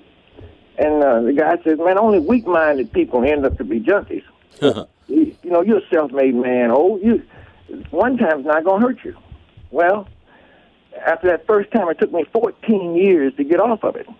14 years, because the drug numbed out those insecurities and feelings of self-image that I was having a problem with coming up in an alcoholic home. My father was an alcoholic. And, that relationship was tattered and shattered. And then when I used the drug, I didn't feel that anymore. It numbed it out. It didn't make it go away. It just numbed it out. And so every day it got to a point that the feeling was rising every single day, and the more and more drugs I needed to corral it. And so it took me to places I can't even begin to explain. The people who had it know what I'm saying. We're not talking about. You know what? You say it took you to places that you can't even explain. And I'm going to say that we have quite an informed and adult audience here, and even those that might be listening who are younger I'm going to just take it for granted got good adult supervision. Give us an example or two of the depths of which you plunged. Well, watching people's lives taken, being involved when you see me personally not committing that type of crime, but being there on the scene when it was committed. Being involved with children in the room, hungry, lacking nurturing, and their parents and I sitting there getting high. Involved with robberies and armed robberies, and all sorts of crimes to feed this habit. This habit, at one time, I had a $200 a day habit. When you start looking at it, that's $200 a day, 7 days a week. You're talking about $5,600 a month that you just had to feed the habit just so you could get up in the morning and feel normal. And as I remember the story, sort of where your rock bottom was, you had some trucks. You had some trucks that you were a functioning drug addict. In the early part of it, I was a functioning addict because I was always creative and coming with different ideas, and I was a road driver. And so I used to pull dynamite back and forth cross country under the influence of heroin, blacked out in some cases. Some cases we would have 40,000 pounds of dynamite, high explosive, liquid oxygen, liquid nitrogen on the road. I was taking pills to stay awake and using heroin to calm myself down. Blacked out across entire states, not even remembering driving across them. That's that insanity. Not being a father to my children, totally separated from my children. People not knowing where I was, involved with transporting drugs back and forth across the border. It was carrying me in such a fast pace that I didn't have time to think about dying. No plans for tomorrow, no future plans. And then it took it all away because the drugs, you can't keep up with the drugs. The need for it, the drive for it, in and out of jails in 5 different states. And eventually ended up sleeping in a garage in Los Angeles, California, in Watts. And being okay with that. The day of my intervention came on New Year's Day in 1981 when the guy who owned the garage put me out of the garage. And I walked to the corner of El Segundo and Wilmington, the Chevron station. I never will forget it. And I stood down the corner and said, what a way to start the New Year's off. I just got kicked out of a garage. How much farther down will I have to go? How low can you go? That's right. Standing right there on that corner. And then what happened, though? Well, I made a phone call back to Little Rock, Arkansas, where my parents were, and told them that I was wanting to make some changes. They had heard the story several times over and over again. And so my sister, who was a Mercy sister at the time, she was a nun in the Mercy convent, they had a hospital here in St. Louis. And they sent me a ticket and $20 to come to St. Louis. Well, I went and got the ticket, picked the $20 up, and immediately went and got high with it. But I kept the ticket. A couple of days later, I went to jail again, got out of jail, and this time I was standing on the corner of Vernon and Figueroa in L.A., and I decided that my life had to change. How was I going to get out? And I reached back in my pocket, and the ticket was there, Rock. I took the ticket, got on the bus, went downtown to the bus station, put the ticket up in the counter, and asked the lady, could I change the destination on the ticket and go to Little Rock? I didn't want to go to St. Louis. And she looked at me and said, I'm sorry, ticket can't be changed to cashed in, destination St. Louis. I sit down, Rock. It felt like somebody had hit me with a brick. I was forced to have to leave there, and it was the only thing in the world that I could think about that was going to save me. But I still didn't blame the drugs. It was the city. It was the people. It was always somebody else's fault. I blamed everything but the fact that I had succumbed to this drug. It took me 52 hours on that bus to ride from Los Angeles, California to St. Louis, Missouri. Now, Rock, you know I'm 6'6" tall. Those buses are built for short people. Right. So 52 hours. That long, lanky frame. That long, lanky frame, 52 hours crunched up in this seat. Stinking, sweating, the drugs coming out of me, going through withdrawal for 52 hours. So when I got here to St. Louis, my sister met me at the bus station and told me that she needed me to trust the people that were here, that my life could change, and that God had saved me for a reason. And, I hadn't trusted anybody in 14, 15 years. But she had asked. This was my younger sister. And so when I went into this treatment program, I started to give myself a chance, start looking at things differently. While I was there, I met all of these rich people, because I was the only African-American in the center. And treatment at that center was $20,000 per episode. I didn't have a dime, so somebody was sponsoring it for me. And I met all these rich people that were there, and they had the same problem. They were drug addiction. I knew why. I felt I knew why I was a drug addict, because I was poor, black, didn't have second class, and all the cards had been dealt against me. But now people who had money, had resources, they were there too. And some of them had more problems, appeared to be as devastating or more devastating than mine. And so it was during that course of treatment that I began to understand that my life was worth saving. While I was there, I met a very wealthy man. He was a Roman Catholic priest. And he asked me, what did I want to do with my sobriety? That I needed to be in a position to give it back.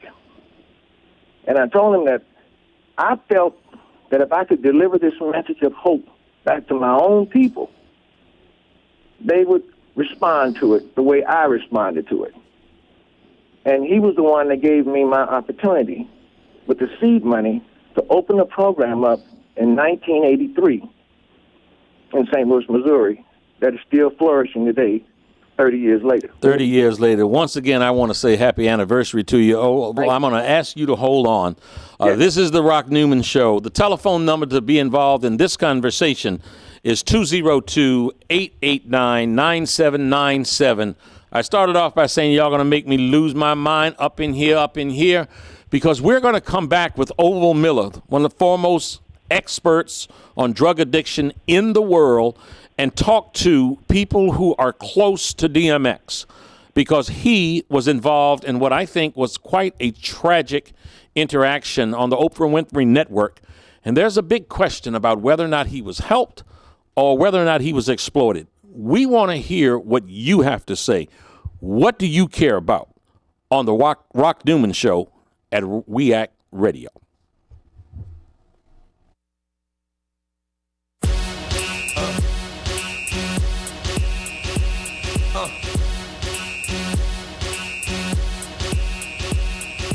Y'all gon' make me lose my mind. Up in here, up in here. Y'all gon' make me go all out.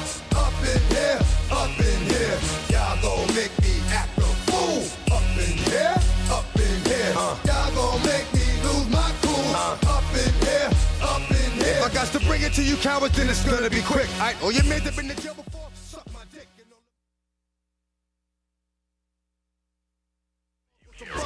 We'll find out when the discussion continues after this. Ain't that some shit? And niggas remind me of a strip club. You're listening to We Act Radio, WPWC 1480 AM. Visit us online at weactradio.com.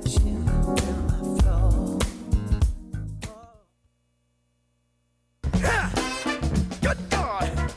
I got to ask you, what we need? Soul food. Henry Soul Food. No, we need it. Soul Food. Henry Soul Food. No, I like it. Soul Food. Henry Soul Food. No, we need it. Soul Food. Henry Soul Food. Hit me. Home of the sweet potato pie. Even the keenest taste buds will tell you the best food on the planet. Large enough to serve you and small enough to know you. So get the Henrys at 5431 Indian Head Highway, Oxon Hill, Maryland, or give us a call at 301-749-6856. Soul Food. Henry Soul Food. What we need? Soul Food. Henry Soul Food. Giving you the real on every everything from politics, sports, and common everyday life issues. This is The Rock Newman Show. My baby drives a handcuff. The weekend is here, and no matter what the weather's like outside, you'll find the deals inside here in the beautiful showroom of the all-new Pohanka Hyundai in Capitol Heights during their giant Markdown Madness sale. Smart shoppers know that every new Hyundai in Pohanka comes with Hyundai Assurance and America's best 10-year, 100,000-mile powertrain warranty. But why don't you tell them about the Markdown sale, Joe? I'll be happy to, Kim. Folks, shop around on the web, and you'll see lease payments on a new 2013 Elantra GLS at $179 a month. Today at Pohanka Hyundai, $99 a month. That's right, a $99 payment on a brand new Elantra. And $89 a month on a new 2013 Accent GLS Automatic. How do they do it, Joe? It must be the volume, Kim. A brand new building, hundreds of new Hyundais, and Pohanka's low payment and easy credit programs are designed to get everybody driving. But you have to get here today. Rush to the giant Markdown Madness sale at exit 13 off the Capitol Beltway. Pohanka Hyundai, king of the Beltway. All financing for a limited term on approved HMF credit. My baby drives a handcuff. Friends, David Schuster here, and all of us at We Act Radio are so proud of our neighbors here in Southeast D.C., especially one of our partners, the Ark. The Ark is at 1901 Mississippi Avenue Southeast. It's the home to some of Washington's best, including the Washington Ballet, the Levine School of Music, Boys and Girls Club, and the Children's Health Project. All provide a number of programs and services within the very same facility. The Ark is also home to the Ark Theater, the only theater east of the river, which hosts a variety of dance, music, and theatrical shows each year. Almost everything you could want is at the Ark, so stop by and see them. The Ark, 1901 Mississippi Avenue in Southeast. For more information, visit the Ark's website, www.thearkdc.org, or call 202-889-5901. The Ark, part of Southeast D.C.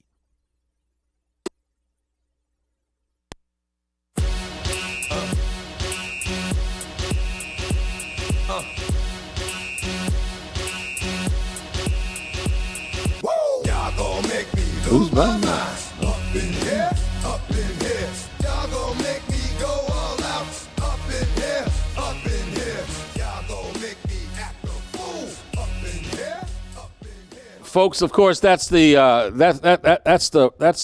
dynamic voice of DMX. Y'all gonna make me lose my mind. Up in here, man. There was a point when that was much more than a song. It was a rallying cry. It was like an anthem. One of the DMX burst on the scene, and I mean, just took it over.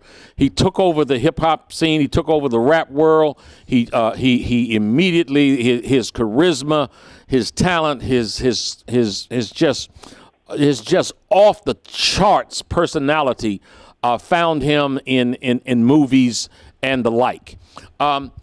Online with us from St. Louis is one of the foremost drug rehabilitation experts in the world. His name is Oval Miller. He just gave you a full description of him walking through the desert of life, suffering the ravages of heroin addiction. And he stopped when we went to break. He had just told us that he had got the seed money to develop a program that he wanted to give back to his people. He wanted to give back to the community.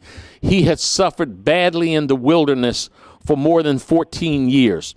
Oval, I have two other people on the line right now, but what I want to do just quickly before I go to Tia Brown and Dominique Nati is I would like to have you to give us a brief description. And it's almost unfair for me to do this, as great as your program is, but can you tell us about your program and sort of what makes you different from a cookie-cutter kind of drug rehab facility?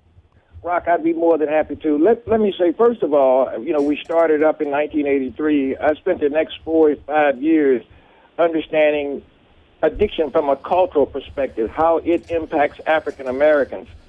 I went to school, got the training, got the certification on white middle-class American models of treatment, traditional style treatment. We talk about individualized treatment, but treatment there is based on white middle-class American males. So I felt the need to develop a program specifically for African Americans. dealing with areas of emotional pain, defense mechanisms, survival skills, interpersonal lifestyles, how we interact with each other. Because one thing I knew while I was in treatment out there in this white treatment center, they were not addressing the issues that I was going to face when I went back home, went back into the neighborhood, because it wasn't realistic that I was going to be able to live out there in the suburbs out there with them.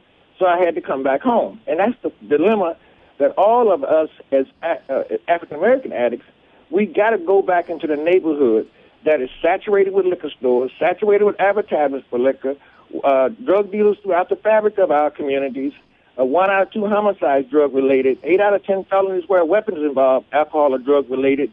That's the reality. So we had to have a program in the midst of that community that would give some respite or some direction on how you can maintain and stay clean and sober within this environment.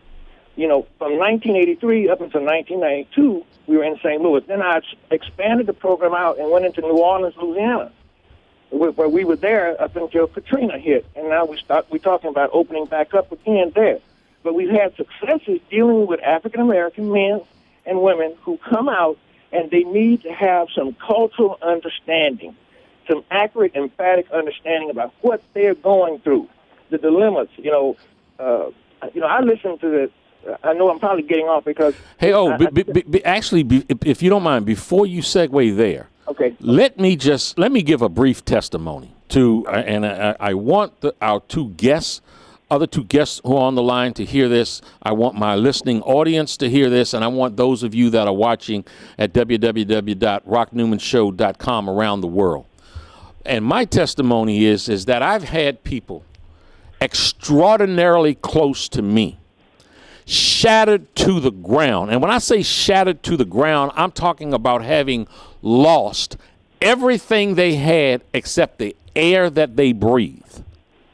And I've called Oval Miller in the middle of the night and said, if I can get him there, can you take him in? And I want to tell you there's an extraordinary success story. There are people, again, that are listening right now whose friends and family said what Van Zandt said to DMX, that your mother or your sister, your brother, your wife are only waiting for you to die. They went to St. Louis. They went through the basic program. Today, they're functioning, well-adjusted citizens in the community. And when you talk about drug rehab, that is the design, that is the desire. And Oval, I want to take my hat off for you for the great work that you've done. Let me go, Oval. Man, we could do this for 3 hours, but we only have, we only got another 30 minutes. So I'm going to go to Tia Brown. Tia Brown is an editor with Jet Magazine. And after DMX had that explosive, what I call tragic interview with Iyanla Vanzant, Tia Brown had an interview with him. Tia Brown, welcome to the Rock Newman Show. Thank you for having me. It's a pleasure. How you doing, Tia? I'm doing well. Hi, how are you? I also have on the line Dominic. And Dominic, am I pronouncing your name correctly? Natty, or is it Natai? Yeah, it's Natty. Dominic Natty. Tia, here's what I'd like to ask you. Take us back to the room you were in, the interview you were doing with DMX. What were the dynamics? What did you feel? It was a riveting interview. If anybody looked at that, you could not change the channel, if you will. I got a chance to see it. I thank you for the email you sent me, Rock. I got a chance to see it. That was a dynamic interview. Yeah, Tia, take us back to that moment. What did you think of DMX? How did you feel about what he had to say? Tell us about the person that you set 1 foot from. I'm pleasantly surprised by how many people took interest in the video, and it's on jetmag.com, and you can go to just put DMX in, and you'll be able to see it for those who haven't seen it. One of the biggest things people asked me is whether or not I was afraid. And I have to say, before he came, I was nervous. I didn't know what to expect. we know that he has an explosive temper as evidenced on the show, and we also know that he has a problem with addiction that he's been struggling with, and he also has had a lot of trauma. And so all of those things together, you just never know what you're going to get. And I have to say, when I met with him, I was pleasantly surprised, but it was also a very sad experience. And, a lot of our rappers are artists, true artists, especially I would say like older rappers, poets, and people who are hurt and people who have had their spirit broken, they cope in many different ways. And it's evident that DMX coped with substances. And he was very candid. I asked him on tape, was he still using drugs? And he said that he was not using cocaine, and cocaine had been his biggest vice, but he does smoke marijuana and he does drink alcohol, and he admitted that he had some alcohol before he came to meet with me. And I could smell the alcohol on his breath initially, and he was there for quite some time because he's very verbose. And, after a while, I think he really just, became more comfortable in his groove and just really sharing his feelings. He was very candid, and I think as a journalist, that's the biggest thing you want.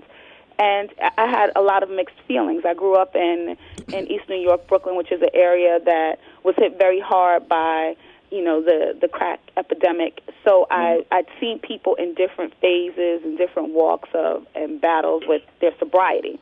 And DMX had a very large team with him. He had some people who were, doing their best to be supportive, but he is a person that's living every day with addiction. And for him, that walk is at a different phase because he felt, and he shared this on tape, that his biggest demon was cocaine. But when you're still using other substances, not only are you still using them as a coping mechanism, they still impact your behavior, and there's still a lot of hurt there when you have to use it. And that's what I saw. I saw someone who, one of the things that I notice sometimes, and this is my opinion, I won't say it's a fact, but, I say to my friends, sometimes people who start using a narcotic, or a drug, I should say, sometimes they're at that phase of their life because that's the last phase you were in natural maturation. So he seemed like a very loving young man. Okay, let me ask you, Tia. You were up close and personal with him, specifically addressing the interview with Ms. Van Zandt on the Oprah Winfrey Network. Yes. Tell us about your sense of how he specifically felt about that. Did he feel betrayed? Well, he said it on the tape. He felt very betrayed. One of the things that and I should say that DMX asked to be interviewed, it wasn't an interview that we sought out. He says that the reason why he agreed to be on the show was to talk about issues regarding his inability to be in monogamous relationships. He said that basically, he's never been faithful in his life, even though at one point he was very in love with his now estranged wife, Tashira. And that's what he wanted to talk about. He felt like he was bum-rushed when his son and the drug issues came up. And they were feelings that he said he kept buried and he didn't want to deal with.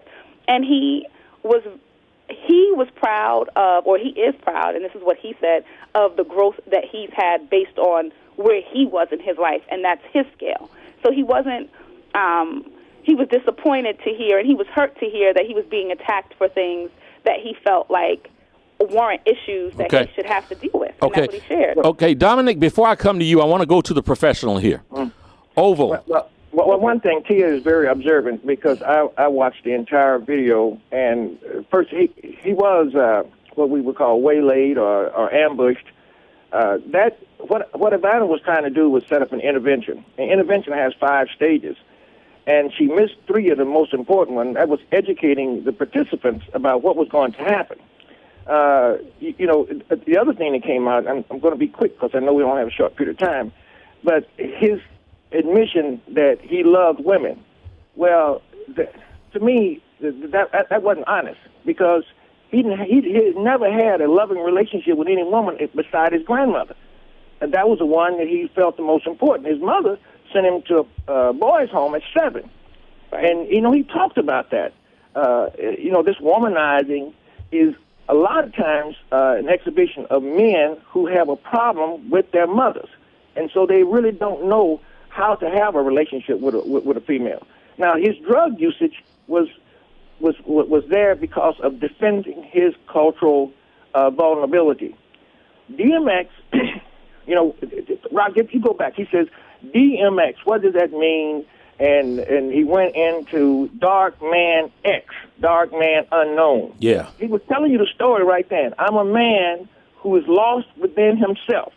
Now, what I would have done, first of all, you can't do what Ivana was trying to do there, one person in one or two settings. You know, Oval, let me just say that my observation of this is, and I don't want to question her motive, I don't want to question Oprah's motive, but if your true motive is pure and you want to help someone in the state in which they found DMX, it just seems to me like the airing of this program has the potential to have greater harm than greater good, and this addiction thing ain't nothing to play with. I agree. It is dangerous. I want Oval to respond to that, and then I want to go to Dominic. Rock, the thing about it, you have to be so concerned. We got guys that come to us who've locked down 26 years, guys who've murdered, guys who've committed all sorts of crimes. You have to be careful when you open those doors that they've closed. DMX has been able to survive all these years with all this bizarre behavior because he has closed the doors on that unresolved pain. You can't come into a session and open that door up, calling yourself fixing and letting it all come out. He said it on Tia's show. You know, what does he do now? What does he do now with all of this aired out? He feels humiliated. He's embarrassed. What does he do with that? All of his life, he's had to fight for his for attention, from the boys' class all the way through school. Listen, he said on the thing, I've never seen another friend of mine who had a father.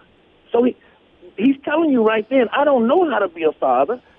I've never seen anybody be a father. I'm doing the best that I can. So when you open that door on him, you let go of all of those things that he's tried to hide, and he'll go out. In a lot of cases, I'm not saying he will, but I'm saying I've seen this happen, that people try to commit suicide because they don't know where else to go. And see, under the pretense or guise or sincerity of trying to help, and you know what, I want to say, one, we tried to do everything we could to try to get the programs, to try to get Iyanla to come on, to try to get her manager to come on, try to get, anybody that, would support what she did to come on. But under the guise, under the pretense, and maybe, as I said, under the sincerity of trying to help, when you might not be qualified to close some of those doors you open up, you run the risk of doing a lot more harm. Dominic, you are his manager. Dominic, you're his manager. You stay close to him. Did that session do anything to help, or was it more harmful? Do you, as his manager who represents him, feel he was exploited, or do you feel he was helped by the experience? Real quick, first, I'm his publicist. He has a manager, so I wouldn't want that to come across. But yes, I'm definitely DMX's publicist, in case there's any confusion. But as far as exploitation, I would say, absolutely yes. I worked in television for 7 years before I started the PR firm, and I totally understand how television works and all this stuff. Now, as far as actually helping him, someone that's had any addiction, for over 30 years, your 1 hour is obviously not going to do it. But you can get a good, television show, as we all now understand. You can get a good TV program about it. But if you're really trying to fix someone's life, the whole concept of the show is only for exploitation. You're dealing with celebrities. Are you really? Who do you think you are that you're going to help them in 1 hour with issues that they have for 30 years? And for celebrities, like DMX, it's a lot easier to find people that are always going to accept you for where you're at. because of the fame. Dominic, let me just jump in here, because basically what you just did is you just made a pretty serious indictment, and it's, I posted on Facebook, I said, I am concerned that a stated desire to help intersected with dollars and ratings, and maybe dollars and ratings won out. And Oval, again, going to you, the expert, I know that you must feel that that's a very dangerous game to play. Well, it's a very dangerous, like Dominique said, you can't do it in 1 hour. And then you need, we use a team. There was so much information needed to be gathered. The assessment, the psychological makeup, from his action, he seemed like he's manic. And I'm not trying to diagnose him, but I'm just saying he was in a manic state the entire interview. So you cannot just open that door up and allow him to walk out of your place an hour or 2 hours later without having some resolution to what's going on with him. I think it was extremely dangerous. I would never have approved that in my shop at the program for anybody to do that, because it takes months and months to set up an intervention. And that's what they were trying to do, intervene. But it takes months to do that with all of the pertinent family members involved in it, so we can understand exactly what he's trying to hide, resolve, or numb out. Okay. We have to, Tia, and I'm sure you'll understand this. We've got to take a break here, take care of a little business. We want to come back to this very important and very interesting information. We'll be back at We Act Radio on the Rock Newman Show in just a moment.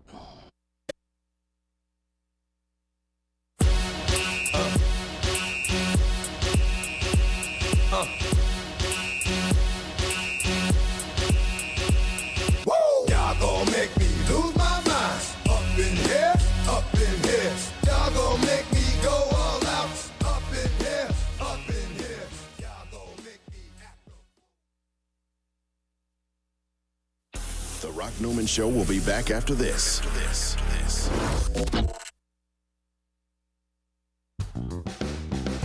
Open Studio Tour is a premier arts event in the Gateway Arts District, showcasing more than 140 artists.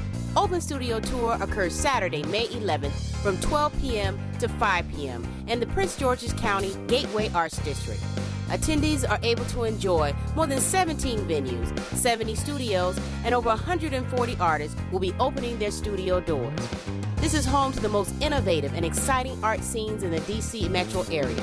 The Gateway Arts District brings together professional artists representing almost every visual arts medium. This year's tour features music and live performances and an opening exhibition at the 39th Street Gallery. This event is free and open to the public. For more information, please visit gatewayopenstudios.org. That's gatewayopenstudios.org.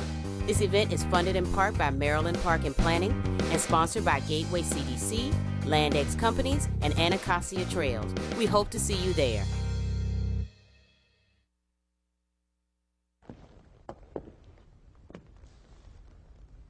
Let me tell you who to blame. Blame the boy lying at your feet, his body oozing life through the hole in his stomach where the bullet tore him apart. Blame him for challenging you, for not looking away and for not backing down when you pulled out the gun. Blame your mother for bringing you into this world when she was but a kid herself and for dragging you up, not bringing you up. Blame society for not giving you hope. Blame your father for not being there, the man who looked after himself instead of looking after you.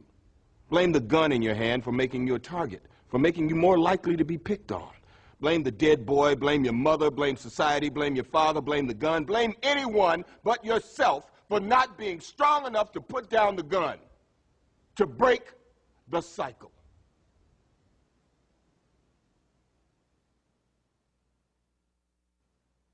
The prodigal son of the DMV is back.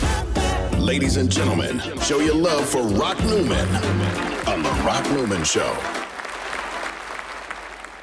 Pohanka Acura's huge March sales event is going on now. Get one of the new 2013 TLs for as low as $199 per month, or get the brand new 2013 MDX for only $254 a month. Come find out why price and selection have made Pohanka the world's largest. The conversation that some people just don't care to have. We now rejoin the discussion on The Rock Newman Show. Welcome back, folks. Today, August the 20th, 2013, Saturday.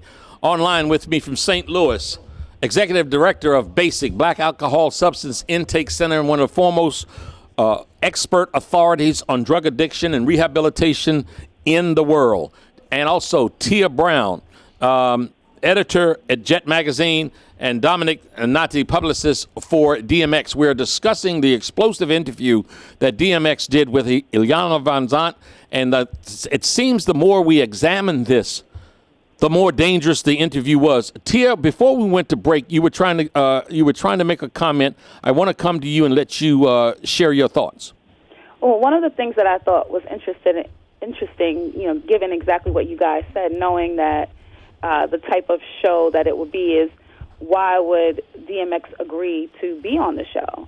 And I thought the answer was pretty surprising, not only in what I said earlier, that he thought it was going to be about fidelity, but I also think he kind of had a sense that he would be able to control where the interview went.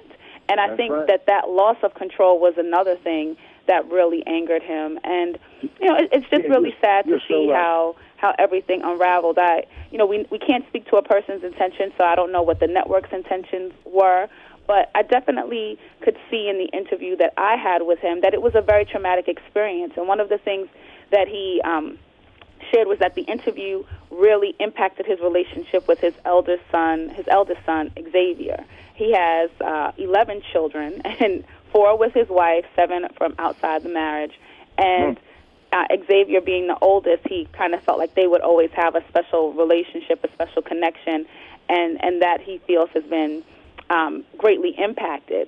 And he holds a lot of responsibility, or he gives a lot of responsibility to for that on this intervention. And a lot of the questions that I asked him about his behavior and his interaction with his son over the years, you could see in the interview, he kind of portrays it as if he, in his opinion, has done what your other guest has said, the best he could, and that his son should know that he's loved. 4 children by the wife, 7 children out of wedlock. Y'all gonna make me lose my mind up in here. Oval, you said, Tia said, loss of control during the interview. Exactly right. He felt, because he's always been in control of his environment. He lashes out, he's loud, very threatening. But then he come here, and now that very defense mechanism becomes an embarrassing point for him. And Tia was also right about the fact about his need to have a relationship with his son. I went through the same thing with my older son, and I had to mend that relationship. But it took time to do that because he felt abandoned and rejected. There are 4 issues that DMX was dealing with, Rock: abandonment, rejection, grief, loss, and abuse. Those 4 issues are haunting him, and they needed to be addressed one at a time with all the pertinent people involved in it. That's why it would have taken a long time to process that out. The drugs, and I know some people will disagree, but I believe in this from my heart. The drugs are not the problem. The drugs are only a medication for a more serious problem: how he feels about himself, his insecurities, his poor self-image, and how he solves problems. He has no discipline and no structure in his life. Now, that has to be brought to him with a cultural sensitivity from the environment that he evolved out of. And this is what was missing when you use the term fix. Fix means that I'm in control and you're not. Anytime you use that word fix me, that means I'm giving up my control over me and allowing you to have the authority to tell me what to do. Very few people are going to allow you to do that. I don't know many. You have to put it on plate that they participate in their recovery, they participate in their rehabilitation by listening to them and validating their pains and their defense, emotional pains, and the things that they've gone through in their life.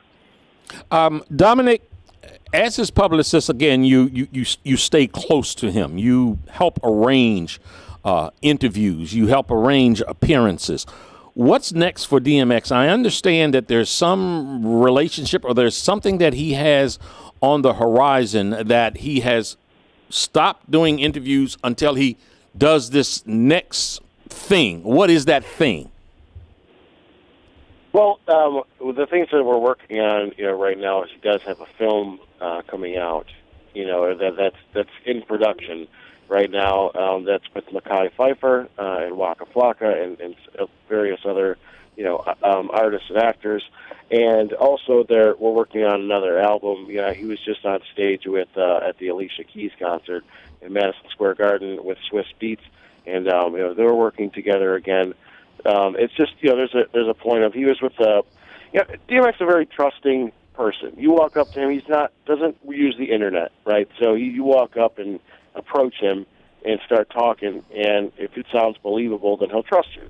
And he's signed with some labels that turned out that they weren't as qualified, and also with some management in the past that hasn't been qualified. And that's just kind of how he is, because he trusts people and he doesn't research online. He just goes by what you're saying. So we had a label that we put the last album out September 11th of 2012.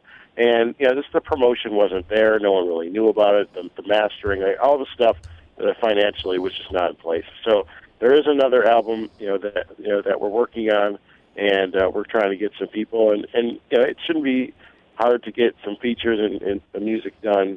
It's just to find out how we're going to get this done. Okay, where we're at now. Dominic, I really appreciate your time. You're on the West Coast. You're out there in the Los Angeles way, and to get up early this morning to be a part of this, I really appreciate you coming on. Thank you so very much, Dominic. Yeah, thanks. I appreciate it. Okay. Hey, Oval, I want to come back to you. As I hear you address what happened and what didn't happen, it's almost like I hear you ringing an alarm bell when you talk about opening up these issues that are seriously deep wounds, and that not having the time or the program or the mechanism or maybe the qualification and training to help close those wounds. I think I might be hearing you say what Iyanla is doing on the Oprah Winfrey Network could be very, very dangerous. Of course it's dangerous. Beyond words, it's dangerous. First of all, that we got to realize that this man has developed these cultural defense mechanisms over a number of years. He talked about it at 7 years old, being put in an institution. When Ivana asked him about going to jail, was that a deterrent? He said no. He operates better in a controlled environment, in an institution. These are things that walls that people build around them to protect themselves from the reality of what's going on inside of them. He's a good guy. I agree with everybody else. He's great. He's got some demons that he needs to be allowed to flush out and realize that they're not going to threaten him anymore. One of the things that happened right quickly, her interview, because I watched this interview last night with 3 of my counselors, and we all kind of gave input on it. The interview she had with the wife, that was not a codependency interview. The wife was suffering from codependency. Those symptoms of codependency were not discussed. People hear that word a lot, codependency. Can you describe that for us? Codependency is similar to the chemical dependency, the substance dependency. Only problem is it impacts family members, those who are closest to you. They're the one that pay the highest price. The mother, DMX's ex-wife, the mother of his children, has paid a tremendous price. You heard her talk about taking low, not speaking up, being verbally abused. All of these things were going on. And when Ivana asked, well, why did you stay? She made it appear that she only stayed for the money and for the good life that was afforded her for DMX. She stayed because she didn't know how to leave. She talked about it coming from her daddy. DMX's ex-wife was a adult child of an alcoholic. Her father was a drug addict. You see the pattern? The pattern just keeps coming. She didn't know how not to get out of it. And then when she did get out of it, she's still impacted by it because she hasn't had any treatment for it. The suggestion should have been that she needs to go to Al-Anon. Xavier needs to be in Al-Anon or ACOA meetings, Adult Children of Alcoholics with Drug Addiction, Drug Abuse. My children, all 3 of my children have gone to ACA meetings. All 3 of them have been treated for codependency. You just can't just take and say, well, we're going to fix DMX and everything else is going to fall in place. That don't work that way. It just don't. You know, you really speak of something when you say, even when you use the term, you know, and Lord knows I don't want to try to mess up anybody's hustle. But when the name of your show is Fix My Life, in other words, the client coming in is saying to you, fix my life, and you accept that. However well-meaning you may be, that has a connotation of some real supreme arrogance and a sense of self that goes beyond what the qualifications may be. As qualified as you are, I thought I heard you say you don't fix anybody's life. No, I would never take on that responsibility. What if I tell them to do something and it's wrong? You can't do that. I mean, that's just too much power to say that you have over another human being's life. You do exactly as I say. I'm going to tell you what to do, and this is going to change. That doesn't work. That doesn't work. You have to let our clients, especially African-American men, who've been degraded and looked at as second class and not as good as and not good providers, we have to allow our young men to feel like they can take control of their lives within the societal norms. That's the only thing that's happening with him. He don't know how to transfer street behavior into societal acceptable behavior. That's the only thing. And he can be shown how to do that and to live comfortable with his new life. He can let me ask Tia. Tia, tough subject here, but man, we got to call it like it is. What's your thoughts about that? Is this show something healthy or something that is proving to be unhealthy? Well, I definitely don't want to attack the show or Iyanla Vanzant. I'm not sure what all of her qualifications are, but I do know that she's worked in the helping field for quite some time. I definitely think that when a show is sliced up to have, like 45 minutes, we only see a portion of it, and it's quite clear that if you're dealing with someone who has so many layers of issues as DMX, that he needs some aftercare. And I also don't want to lose the point that DMX also, there were some things that he didn't want to face. And I think that it's very hard when you have someone who does have a public platform of their own, and they can, I don't want to say promote, but they can talk about the issues from a different perspective and kind of get people focusing on things other than the big issue. So I think it's multiple things in play here. Yeah. Does DMX need help? For sure. Was he ready for it at that time? Obviously not. And was that the right help? We've got about 20 seconds here. I'll give you the last word. Well, one of the things, Rock, and from years that we've known each other, we've had opportunity to service doctors, lawyers, all sorts of different people from all parts of life. All of them have a secret. The only problem is that the whole town is talking about their behavior, and they're the only one think that they keep it a secret. So you bring these things out, and confront them with it, but you have to confront them with a sensitivity that you're not trying to degrade them. You're trying to uplift them and showing them how to be better people and enjoy life. And I would love to see him have a relationship with his son, but just not the son. He's got 10 other children. And I would love for a show that says Fix My Life to perhaps pay more attention to helping the person than helping their ratings. It has to be about that. And Rock, I know my time is up, but let me say, Tia, when you talk with Rock, get my phone, and I'm gonna come down here to St. Louis to the Gateway and compare. Tia, and I can tell you that would be a great experience. It's been a great experience having you both on. Thank you so much, folks. Stay tuned, because everything you ever wanted to know about DC music, you're going to learn in the next hour. We've got Herb Fame from Peaches and Herb, Skip Mahoney from Skip Mahoney and the Casuals, Mark Green from The Moments, Sandra Beers from The Jewels. It's going to be going on up in here. Going to make me lose my mind up in her.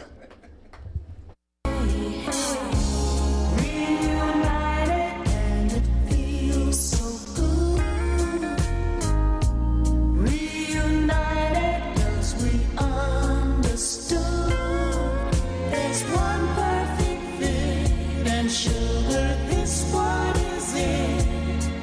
We both are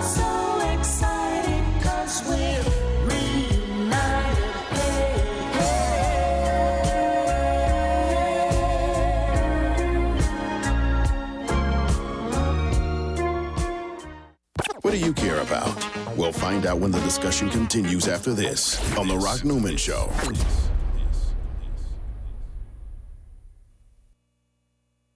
Good God. I got to ask you, what we need? Soul food. Henry Soul Food. No, we need it. Soul Food. Henry Soul Food. No, I like it. Soul Food. Henry Soul Food. No, we need it. Soul Food. Henry Soul Food. Hit me. Home of the sweet potato pie. Even the keenest taste buds will tell you the best food on the planet. Large enough to serve you and small enough to know you. So get to Henry's at 5431 Indian Head Highway, Oxon Hill, Maryland, or give us a call at 301-749-6856. Soul food. Henry Soul Food. What we need? Soul food. Henry Soul Food. Hey, this is Leprechaun Tim Pohanka from Pohanka Nissan and Pohanka Hyundai. It's hard to be down on your luck when you're Virginia's first choice for new Nissan and Hyundais, but I need to sell 60 cars this week. Right now, I'll pay you big bucks for your good luck. Bring down any good luck charm you've gotten based on the sale price of the car you choose. I'll give you up to $4,777 off any nicer, newer car this week. Today, your lucky penny is worth plenty, up to $4,777 off any nicer, newer car you want. Stop moping and hoping you'll get approved. With my For the People credit approval process, the banks are looking to get lucky and lend to you, even if you've been turned down before. Bring me any good luck charm and I'll give you up to $4,777 off any nicer, newer car today. Hurry, once I get rid of 60 cars, the luck runs out. All offers require bank approval, so call us at 1-800-POHANKA, visit Pohanka Nissan and Pohanka Hyundai on Route 1 in Fredericksburg, or better yet, log on to timpohankaforthepeople.com. And when we make a deal, I promise it'll be your lucky day. I'm Tim Pohanka, and I'm a leprechaun for the people. Hi, my name is Mark Levine. I host the Inside Scoop on Washington every Sunday from noon to 3 p.m. on We Act Radio. I've been hosting the Inside Scoop since 2003 when I quit my job as a congressional attorney. I began on a suburban radio station in Northern Virginia. Since then, I've been syndicated nationwide. I've been on XM Sirius Radio. I regularly appear on the Bill O'Reilly Show, and I take down Sean Hannity. He says I give him a headache. So I don't just take apart the right wing. I bring them on my show. I give the debates that you want to hear when you argue with your colleagues. You know, at the water cooler, at the family dinner table, those benighted conservatives that, let's face it, we all have as our family and friends. So check out the Inside Scoop. We deal with everything: economics, law, politics. Sometimes we even have Nancy Skinner on and she makes me talk about Kim Kardashian. But I don't like that. So we have a well-balanced meal of radio for you.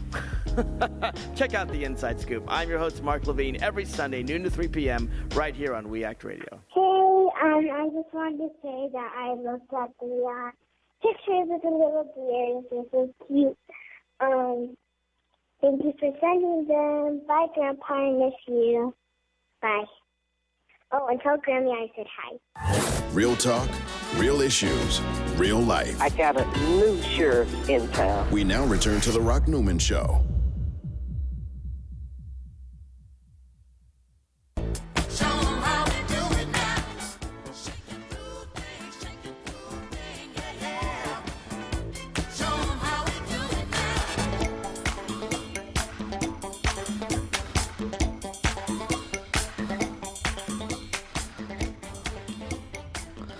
Shake your groove thing. We're going to shake our groove thing up in here in this hour. Folks, as I said at the top of the show, April is the month in which Marvin Gaye came into this world, and it's the month that he departed this world.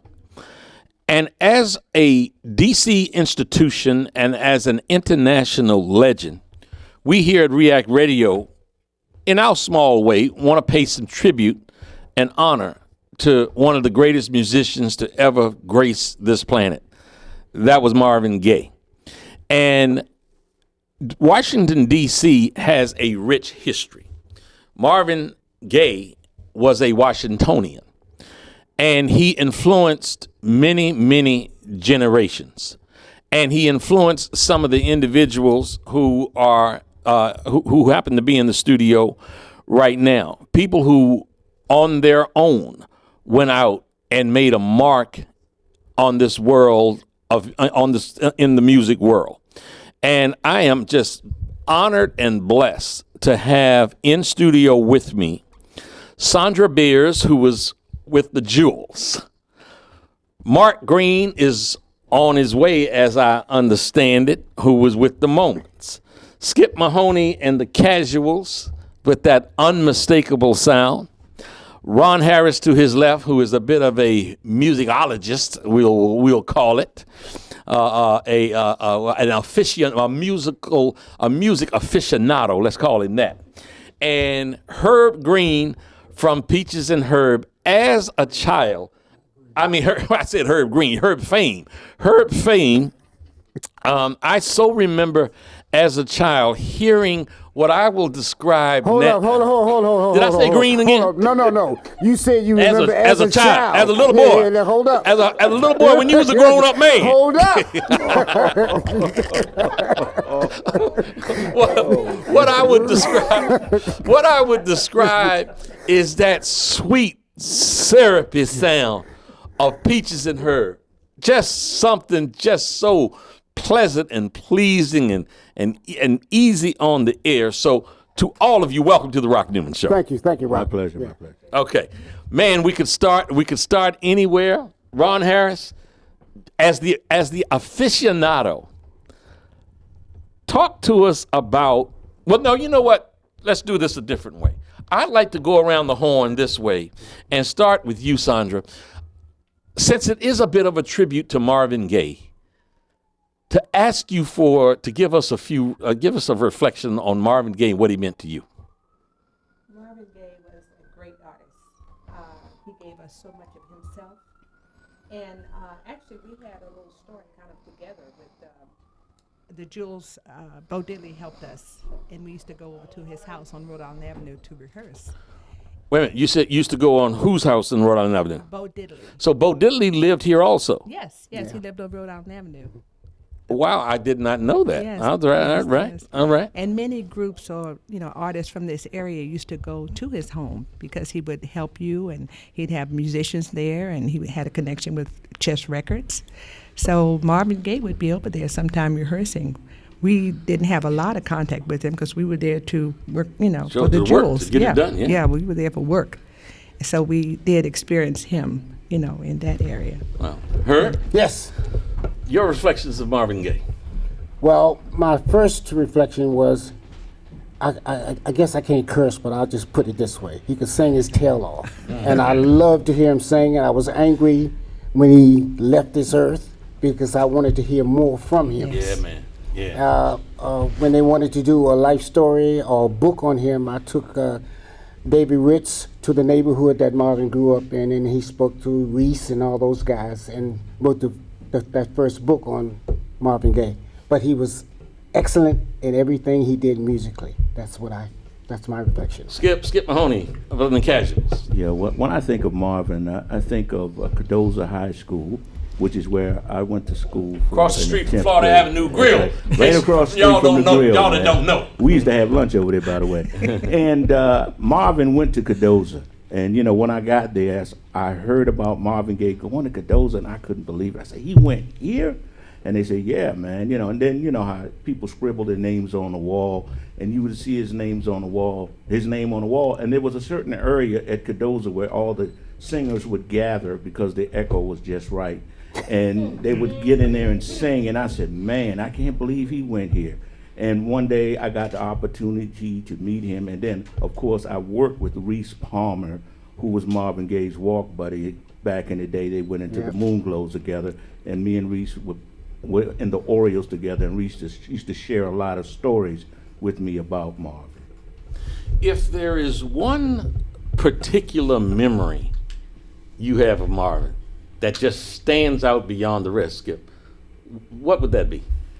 I think it would be What's Going On. When he recorded that, it was, to me, a song that said everything about what was going on, and that's when I think about Marvin, that how it affected me and a lot of other people. You know, that whole album, and for those of you who are, you know, younger out there that don't know anything about the 45 or the 78 or the jukebox, that was called an album back then. Yeah. Well, that album has been judged by some to be one of the greatest albums of all time. And he was insistent in his way of getting that album produced and getting it on the air against the consternation of Berry Gordy, who of course headed up the Motown label at that particular time. Yeah. But he was married to Barry's sister, That's so right. he got his way. That's right. That's right. And you know, there is legend, and Ron is again an aficionado. There is certainly legend that the way that ended up getting on the air was that when Motown, when are we okay? Are we okay?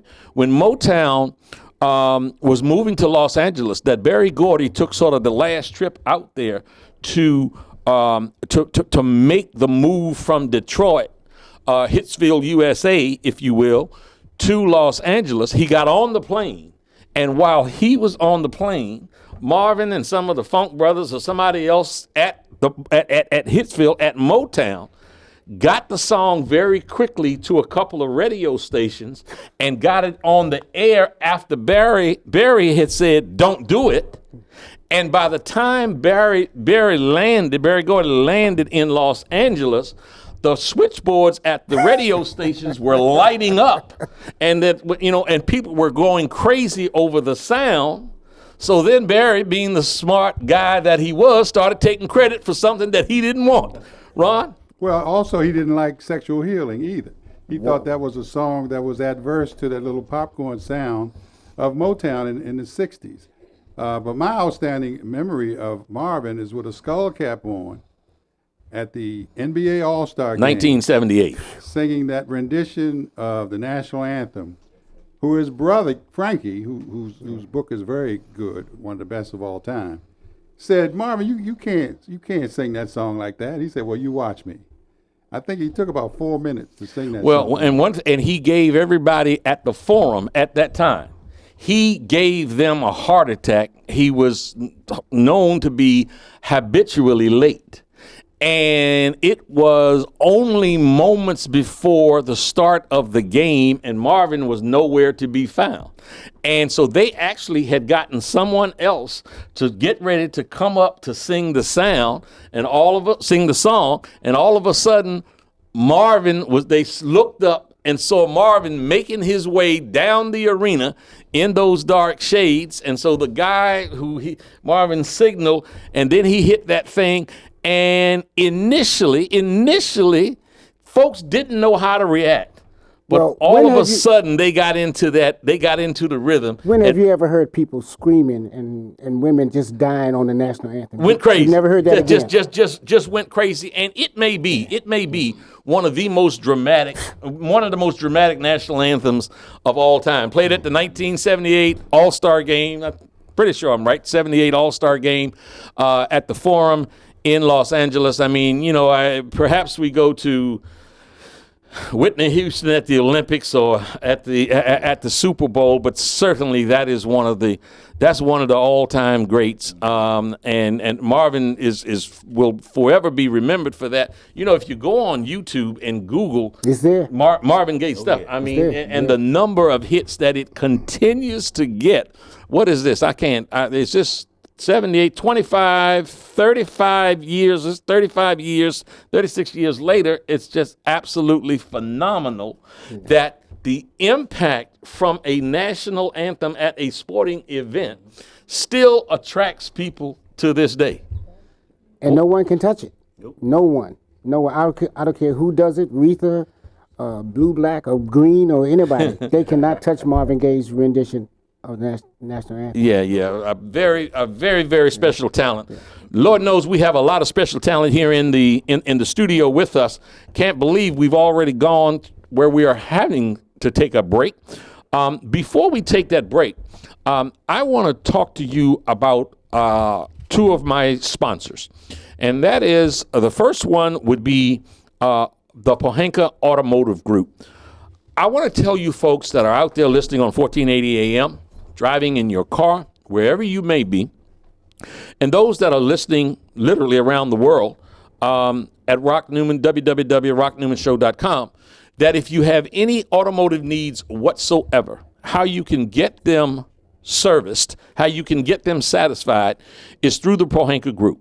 We're talking in this particular hour about an institution, Marvin Gaye, and we're talking about extraordinary talent that has come out of this city in the name of Sandra Beers, in the name of Skip Mahoney, in the name of Herb Fain.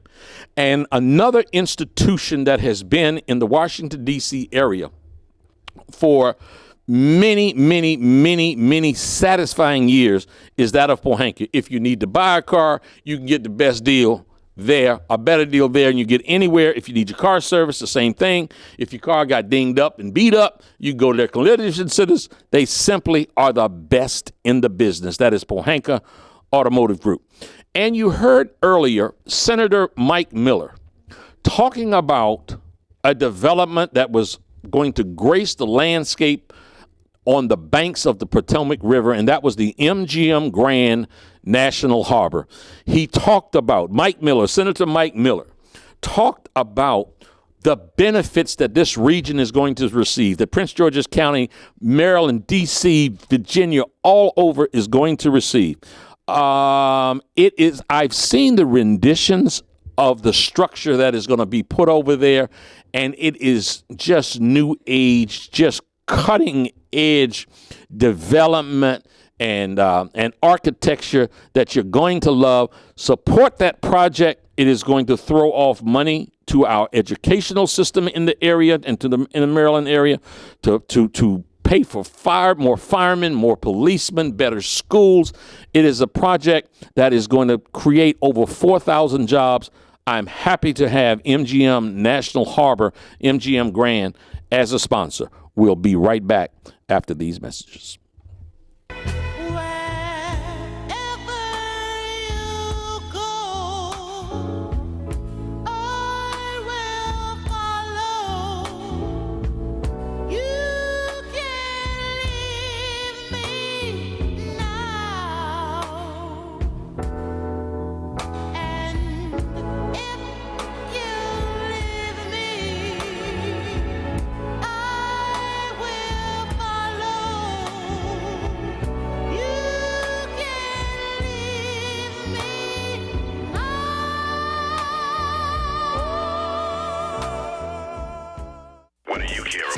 We'll find out when the discussion continues after this on The Rock Newman Show. You're listening to We Act Radio, WPWC 1480 AM. Visit us online at weactradio.com. My baby drives a Pohanka. The weekend is here, and no matter what the weather's like outside, you'll find the deals inside here in the beautiful showroom of the all-new Pohanka Hyundai in Capitol Heights during their giant Markdown Madness sale. Smart shoppers know that every new Hyundai in Pohanka comes with Hyundai Assurance and America's best 10-year, 100,000-mile powertrain warranty. But why don't you tell them about the Markdown sale, Joe? I'll be happy to, Kim. Folks, shop around on the web, and you'll see lease payments on a new 2013 Elantra GLS at $179 a month. Today at Pohanka Hyundai, $99 a month. That's right, a $99 payment on a brand new Elantra. And $89 a month on a new 2013 Accent GLS Automatic. How do they do it, Joe? It must be the volume, Kim. A brand new building, hundreds of new Hyundais, and Pohanka's low payment and easy credit programs are designed to get everybody driving. But you have to get here today. Rush to the giant Markdown Madness sale at exit 13 off the Capitol Beltway. Pohanka Hyundai, king of the Beltway. All financing for a limited term on approved HMF credit. My baby drives a Pohanka.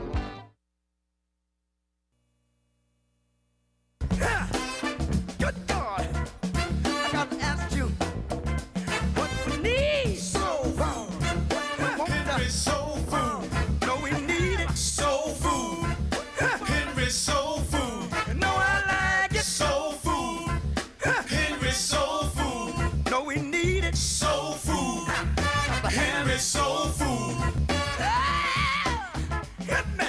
Home of the the sweet potato pie. Even the keenest taste buds will tell you the best food on the planet. Large enough to serve you and small enough to know you. So get the Henrys at 5431 Indian Head Highway, Oxon Hill, Maryland, or give us a call at 301-749-6856. Soul food. Henry's soul food. What we need? Soul food. What gotta want? Henry's soul food. Do we want soul? Real talk, real issues, real life. I got a new sheriff in town. We now return to the Rock Newman Show.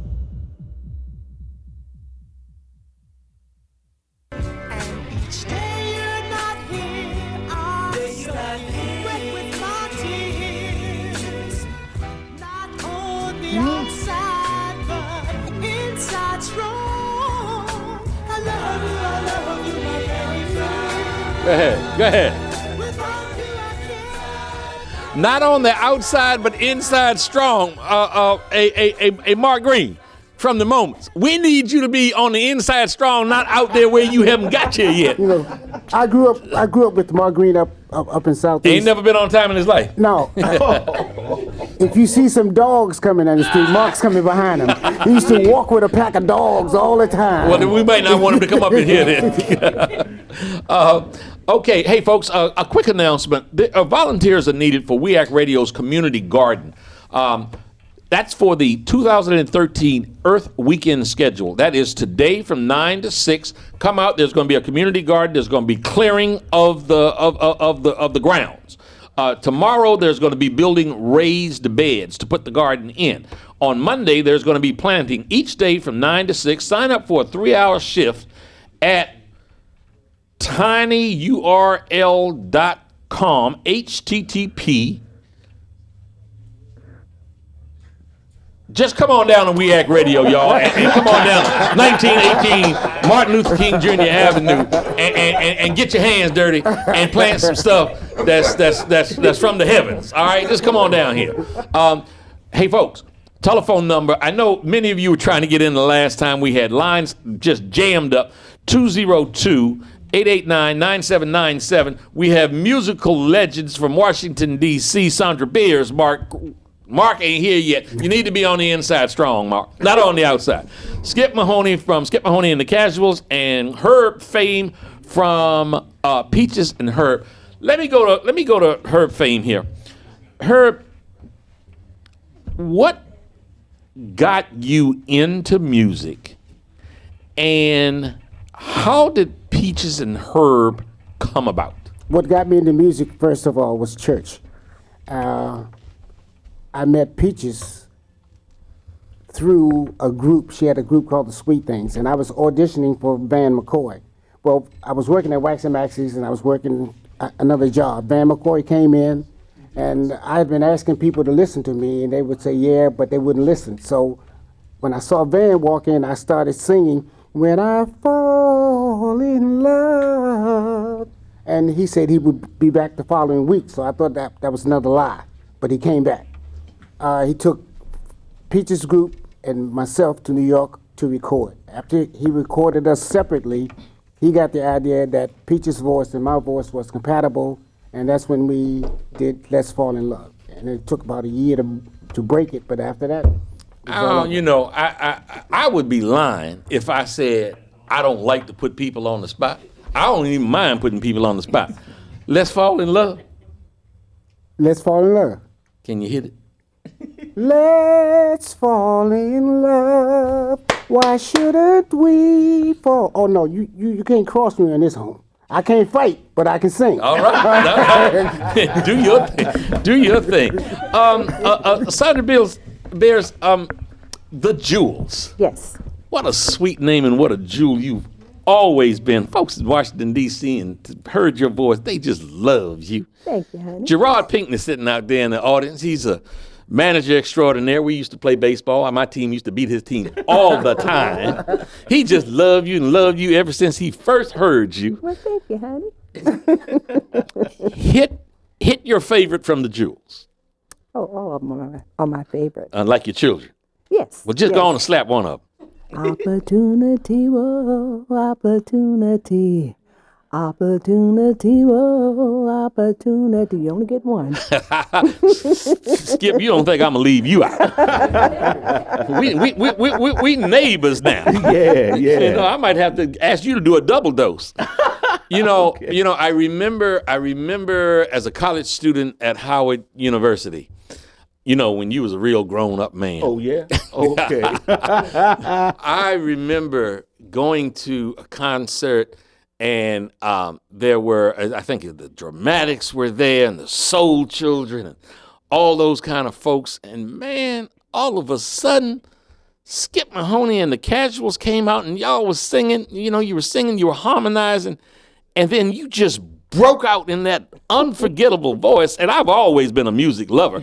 I grew up 1/4 mile. I'm gonna call a name that I know all of you know oh too well. I grew up 1/4 mile from this place. I used to sit out on my back porch every Saturday night and hear the legends from the industry who at that time couldn't perform at Constitution Hall. They couldn't perform at the Warner Theater. There's a place called Wilmer's Park. Oh, yeah. So I've been a music lover. It's in my DNA. So I'm watching this concert, and Skip Mahoney and the group was harmonizing, and then Skip, you break out and just go on and hit that signature. Wherever you go, Yes. I will follow. Work it. There it is. Yes, indeed. And I was mad as hell when I heard that song. Why was you mad, man? Mad? Because the girl I was with was more in love with you than she was with me. Do you know who brought you here? And do you know who paid for this ticket? You better skip your money on out of here. Skip, what got you into music? Well, I'm gonna tell you what got me into music was listening to artists like Herb, Sandra. When you was a little boy? That's right. Oh, geez. Herb, no, I can say that. He knows that. Well, see, no. Hold up. You're all making me sound I'm older than you are. But I know the reason why you said that. Because you're still young and your mind hasn't developed yet. So that's why you're saying things like that. Say Just some like crazy, you, say man. some crazy. You would say something like that, man. But Yeah, right. being from D.C. and hearing about legends like Marvin, Herb, the Jewels, Billy Stewart, and they were in my neighborhood. And occasionally I would see these people at the neighborhood. I got to do this, man. I just got to jump in here because this is what we do on the Rock Newman Show. Yeah. You just mentioned Billy Stewart. And his signature was.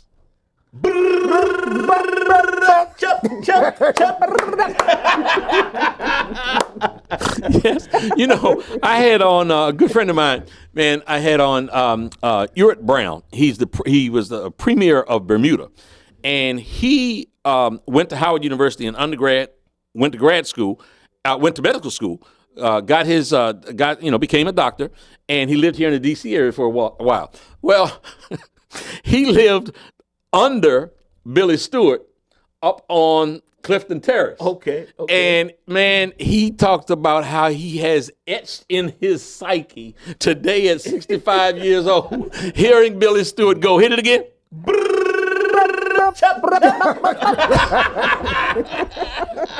Yes, indeed. Okay, I'm sorry, Skip, I cut you off. But, I really I was a radio baby. My mother always had the radio right by my bed. And I used to hear songs. I had music in my head. I didn't know I could sing till I was 15. I was thrown out of a party because we, had a little bit too much wine. And hold on. Yes. You had a little too much wine. So we must be talking about 68, 72. What are we talking about? Oh, no. I'm talking about 62. 62. Yeah, so 62. Was it Mad Dog? Was it Valley High? Was it Cold Duck? Bing! Cold Duck. You got it. That was it. It was Cold Duck. Cold Duck. Yes. Cold Duck, more clinically defined as Rot Gut. Okay. So we were thrown out of the party, and I wanted to dance with this girl, and I didn't get the chance. So I'm sitting on a corner, and this car pulls up to the stoplight, and I Do Love You's playing on the radio. I do love you, Billy So Stewart. I right. started singing, I do love you, but it's all right. Everybody's there. You go, Herb. I think he was on the corner with me. So everybody. You better not say Sandra was on the corner. That's all I'm gonna say. Just don't say Sandra was on the corner. No way. Yeah. So everybody's looking at me and say, "How do you're singing?" I said, "I am. I'm singing." They said, "Yeah." So everybody always asked me to sing from that point on. Sing a song, and I knew all the songs because I was listening to the radio day and night. Right. Except for it went off at midnight. Right. Right. The black stations only stayed on to midnight back. Yeah, that was That's Wook. right. That's right. W-O-O-K. W-O-O-K. That's right. W-O-O-K. That's right. Yeah. W-O-O-K. W-O-L. W-O-L, which was playing the music then. The Mighty Burner. Mighty Burner was on there. Moon Man, come fly with me. Mr. C. Mr. C. Let's see. The Nighthawk said, "I'm gonna jump down your throat, splatter your bladder, and shiver your liver." Moon Man used to always say, "Come fly with me." Now, what was the guy? There was a guy at Wook. He bought a car for me at Pohanka when my first job. It was at Pohanka. Was it Soul Popper? It wasn't Soul Popper, the Bebopper. It was Leon Isaac was there. Leon Isaac. That Leon Isaac who married Jane Kennedy. That's right. Yeah, you all would remember this name. He came over and bought a car. And all I'm gonna say is he's DJ at Wook. He bought a Tornado. And he paid $9,000 cash. Now, I ain't want to start no rumors. But he came over and paid $9,000 cash. Don't start nothing. I was the police. Yes, you were. Folks don't know Herb Fame was the police. So, okay, Herb, you were a police officer, and I mentioned WOL. WOL, to the listening audience out there, that was an R&B station that another legendary personality from Washington, D.C. Helped gain some of his fame at WOL, Petey Green. Mm-hmm. At some point in the late 70s or early 80s, your friend, Dewey Hughes, who's portrayed in the movie Talk to Me, his character is Don Cheadle plays Petey Green, and the opposite to Petey Green in that movie is Dewey Hughes, because Dewey, quote unquote, managed Petey. Well, they convinced the Sunderland Broadcasting Company to sell WOL to this small group headed up by Dewey and Kathy Hughes. And Herb Fame and everybody up here, not only are they a great musical talents, all of them got heads on their shoulders.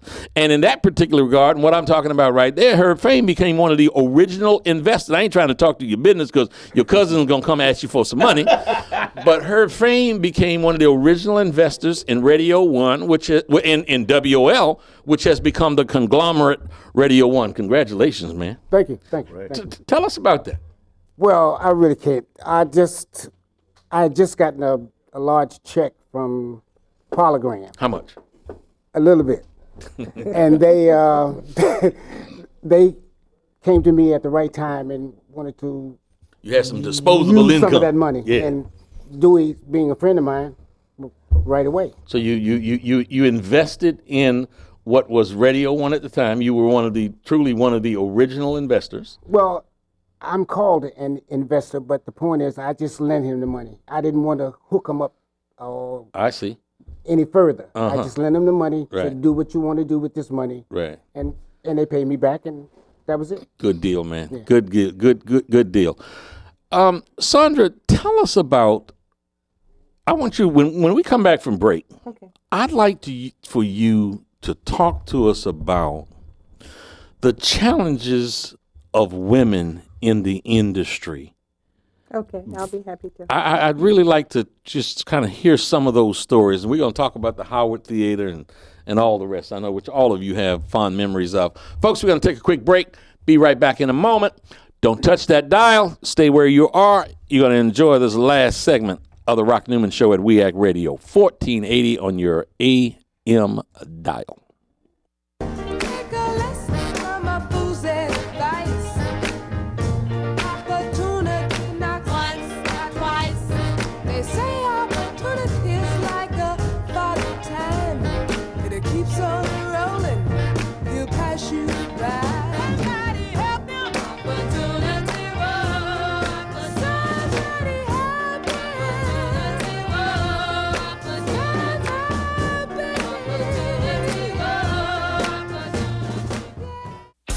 Rock Newman Show will be back after this.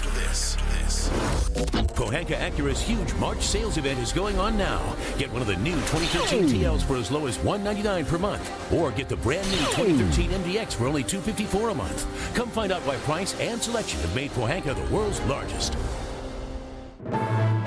Take Action News with David Schuster, Saturdays from 12 to 3 on We Act Radio, 1480 AM, and weactradio.com. Well, for me, it's always been, you report the facts. You report like hell and let the chips fall where they may. And the truth ultimately is what's going to sort of help our society and help all of us. I don't think progressives want a thumb on the scale on the facts. They just want the facts out there. You let the facts out, and progressives will tell you, we're going to win 70% of the time. You may quibble with the percentages or whatnot, but I think that's just sort of what progressives are looking for, and I think that's where this all sort of meshes with my interest as a journalist. And my interest as a journalist is report the facts. Here's what's going on. Here's what the facts say. Here's what history says. Here are the lessons we know we have learned.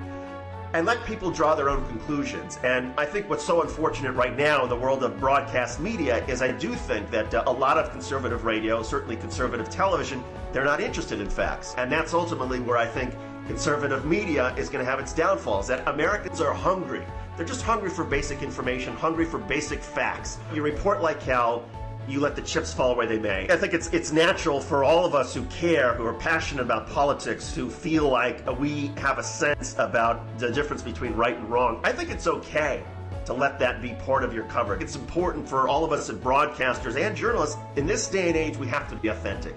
You can't be the person who's up in the ivory tower that comes down and tells people, now you must eat your peas. No, it's all about, we all have personalities, and I think it's being aware sometimes of our own bias, but also being open to the idea that sometimes we're wrong, but we have a dialogue, and we have a passionate dialogue, and we care about this country, we care about this community, and I think that sort of passion is what carries us through. Hear more from David Schuster, Saturdays from 12 to 3 on Take Action News, on We Act Radio, 1480 AM, and weactradio.com. The conversation that some people just don't care to have. We now rejoin the discussion on The Rock Newman Show.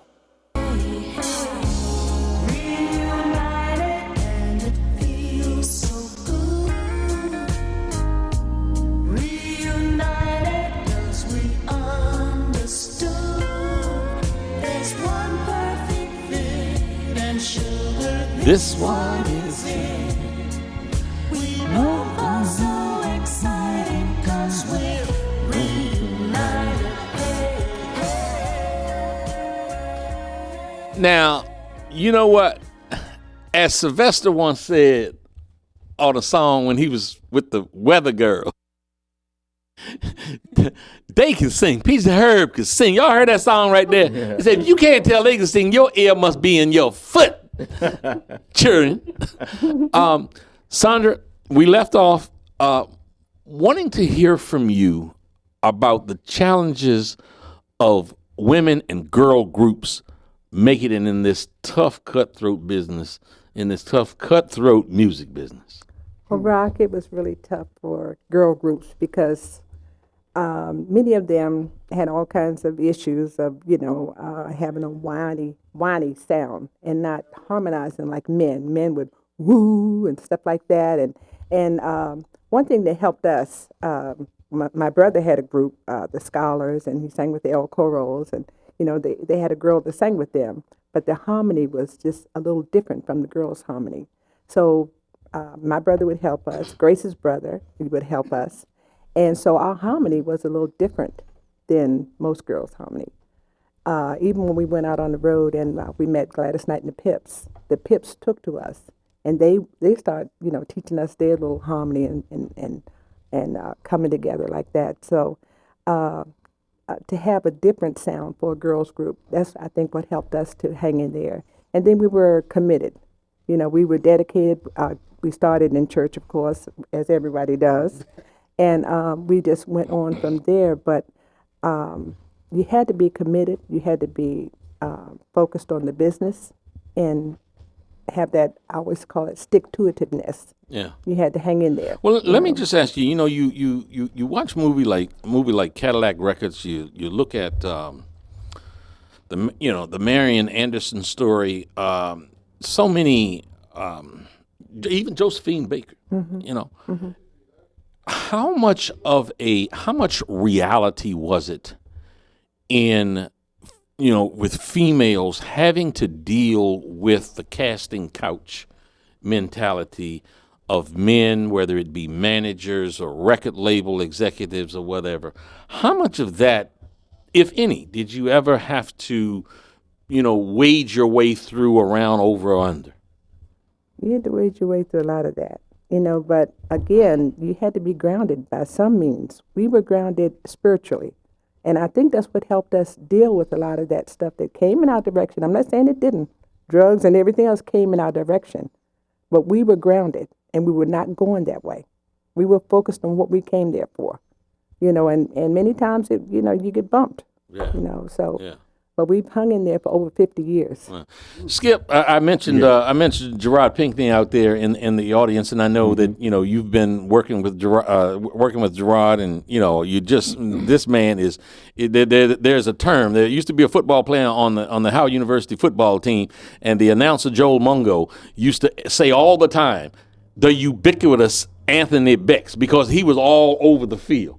Well, Gerard Pinckney is all over the internet promoting the hell out of Skip Mahoney and the Casuals, and I think really is a manager extraordinaire, and you guys have been getting a lot of activity. You've kept active at even at this stage of your career. What's next for Skip Mahoney and the Casuals? Well, at this point, we want to continue to perform and, do God's blessing for the blessings that He's given us, to be able to still perform after all these years, And me personally, I want to pass it on to some of the young entertainers out there. Like Herb was speaking, of, possibly, trying to get a local label started here in the area. And, I'm producing a young act right now that I think had some great potential. Someone helped me when I was a young man, and so now I'm passing it on. And, so being a writer and a producer, that's given me some longevity in trying to stay in the business as well as performing. And with a gentleman like Gerard Pinckney, hopefully we'll get another 10 or 20 years out of it. You go. Mark Green just came in the house here. Mark, we've been having a lot of fun. Thank you so much, man, for coming on the Rock Newman Show. Each of the guests here have talked about how they got started and how the group got started. Tell us about the moments. How did that come about? Right up the street. Parkland, right down the street from Parkland. Actually, it was in Savannah. Three young gentlemen came, Richard Gross, John Morgan, and Eric Oakless of Southeast Washington. These guys are legend singers, and they were together in 1963 on Hog label, and Freddie Perrin, who's the writer, producer, along with the Mizell brothers, they produced a 45 vinyl on Hog label. They recorded here in Washington, D.C., and the two-piece they recorded was Pray For Me and Baby, I Want You.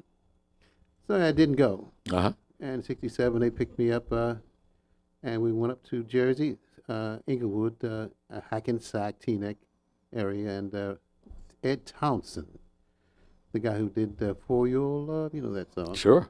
And we were introduced to him, and he played piano. He said, let me listen to you guys, you like this. At the time, Sylvia Robinson, who was from Love is Strange, guitar, her and Mickey and Sylvia. Hold on one second. Sylvia Robinson, Mickey and Sylvia, Y'all on the microphone together, male and female voice. Shall you dare hit it for a second? Just a second. What? Mickey and Sylvia. Love is strange. Well, love is strange. Well, I tell you, anybody that knows me close, knowing I'm having a good time up in here. See, now Herb and I sang together. Uh-huh. Oh, yeah. Yeah, I was telling them how you used to walk out on them dogs all the time. See, I was scared of you. Best dogs. Best dogs. Come close Best to the mic. dogs, because they were good hunting dogs and good watch dogs. And I love dogs and animals, you know, birds and bees. I studied science and was one of the best in my classroom. Somebody told me you had a PhD in the birds and the bees. True. PhD and I won't say the other one. Nevertheless. But I learned bird language, you know, from the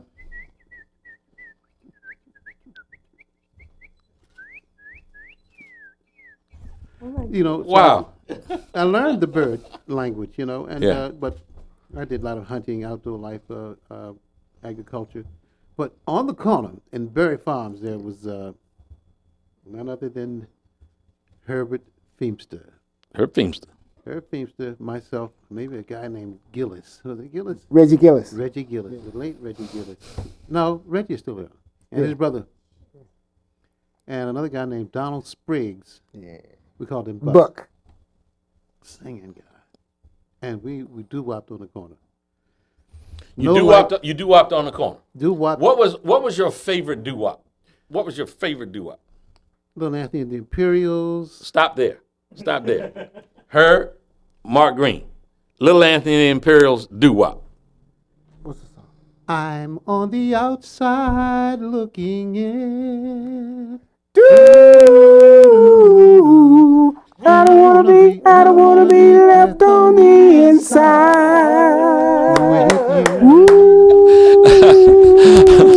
You are with somebody new, and I don't know what to do, 'cause I'm still in love with you. In love with you. On the Hey, let me tell you something. This is just too great. This is just too great. Herb, I was coming back to you. Man, one of the sad stories, and you see it in every Marvin Gaye play. Mark, we're talking a lot about Marvin Gaye and his influence on the DC community. But man, you see where Marvin was just torn up with the loss of Tammy. He just Marvin Gaye and Tammy, man, was just such a special sound. And you know, we lost Tammy, and you saw him just fall apart there. And that was a time when you were going strong with Peaches and Herb. Right. I can only imagine how that must have affected you, how the feelings you might have had when you saw sort of Marvin lose his half, you know? Well, we know we always must go on. And I know how he felt because you become intimately involved, not sexually, but just intimately involved with the person that you're working with. You love them, you protect them, and when they leave you, it's like your family leaving you. Yeah. And you hurt. Yeah. But you know, in order to sustain that name, you go on. Yeah. And that's what I've done. Because I lost my partner. And what was the process for you in replacing the original Peaches, Linda Green? No, the original Peaches was Francine Hurd. She lived over in Southeast. But I'm saying next was Linda Green? Next woman that I recorded with was Linda Green. That was Shake a Groove Thing and Reunited and all that stuff. Right. Yeah, and I just saw her 2 months ago in California. She's still beautiful. I want you guys to know.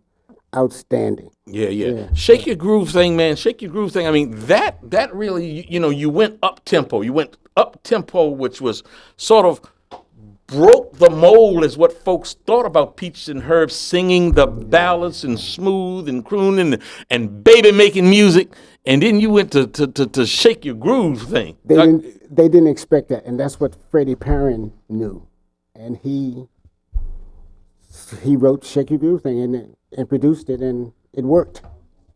Mark, you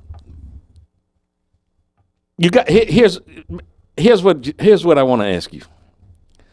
Not on the outside, but inside strong.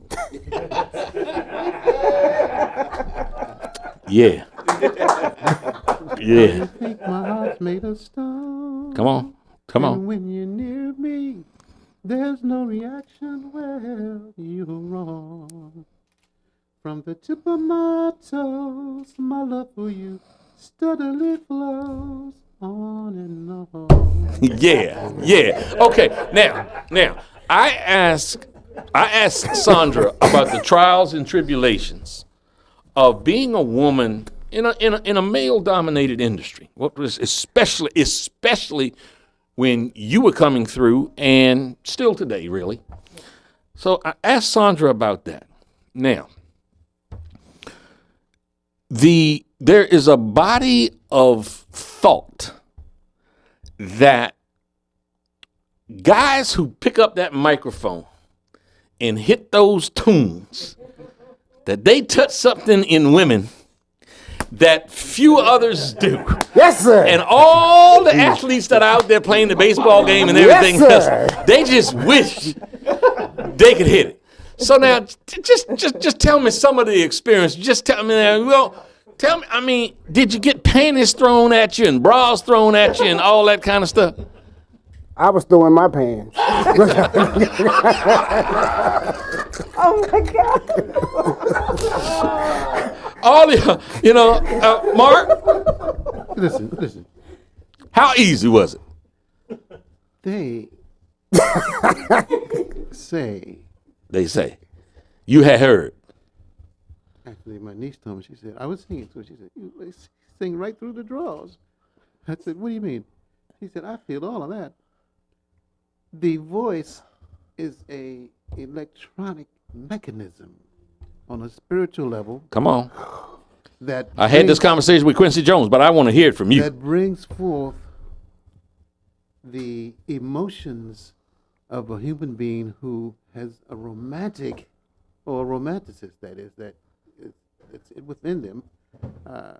Their whole makeup is feeling and expression, and who has the best, which is created for us, other than a woman?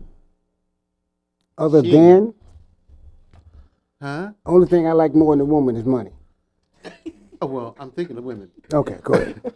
I'm thinking of women. So right now you're on that category. I'm trying to stay on that street. I'm not moving. And they get it. And as soon as you hit the first 2 or 3 notes, which you know yourself as well as you, they feel it. So what's the most aggressive thing that ever happened to a woman trying to come get with you? What's the most aggressive thing that ever happened to you? I drove 200 miles from, I was in Fort Sill. We did a 21-state tour. I had just left, the moments had just parted for a minute. Sylvia Robinson, and blah, blah, blah, but nevertheless. 21-state tour, Midwest, and I met somebody in Oklahoma. Paid no real attention, had to sing my song. It was a military thing. All of that was military performance. Right. And lo and behold, she drove 200 miles to Scott Air Force Base in Illinois and told me, I am waiting for you. Had to have you. Had to have me. Skip Mahoney. Nah. Skip Mahoney. Tell it all. Go ahead. I gotta tell it all. Go on. I said, oh, I don't do married women. She said, well, he's having fun, doing what he want to do. She had the front seat. She jacked that seat up and cranked it back. I was sitting on the right-hand side. I'm like the song Michael Jackson did, Dirty Diana. I got out of the door, went on the driver's side, and she said, where you going? I said, I don't do married woman. She said, when I get out of this marriage, she said, I'm coming to see you. I said, then I'll see you then. 200 miles. Herb. Hey, he lied. He claimed he got out the car. Yeah, he lied. He claimed he got out the car. Wait a minute. Nobody from D.C. would have got out of that car. You lying. I don't do married women. Yeah, okay. Skip. Yeah. What's the most aggressive? Well, I think the most aggressive for me was a young lady coming to the dressing room, and they had locked the door, and I was the last one to come out. She was waiting for me, and they said he's gone, but she said no, he isn't. He's still in there, and so she really was trying to break the door down, kicking the door, and trying to get in, and I never came out because. That was in New Jersey. Newark, New Jersey. So y'all know. I don't have to say anymore. I'm learning something sitting at this table.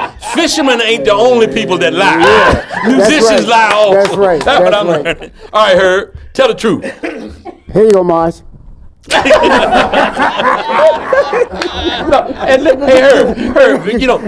rolling the way that you roll. What was your observation about kind of the most aggressive act that a woman took to get to you? My brother. As we close up here. My brother. I've been married 53 years, and I'm going to stay that way. I'm not saying a word. Here you go, Marge. Oh man. Hey, I got to thank you guys. This hour went by so very, very fast. Let's see. Is it anything, Ron, what song can they all hit for the last 30 seconds? Okay, how about Peaches and Herb, everybody, kick it on. How about y'all want to do Ain't Understanding Mellow? Can we do that? Can't do that? Do something by Shep. Shep. Yeah. Oh, not the Unifics, but I wanted to ask y'all about them, but it's too late. Shep. How we close? Your kiss, Walla walla what really makes walla walla what me feel walla walla so wonderful, so wonderful. Your smile. Walla walla wop. Oh, we all off key. Walla walla wop wop wop. Walla walla wop wop wop. Walla walla wop wop. So grand. So grand. And wrap it up. So grand. Wrap it up with Billy Stewart. Let's wrap it up with Billy Stewart. In the park, waiting for you. Shut up. Yes, Can't mess with us, we can't. Hey, I got nothing to say except for see you next week, y'all.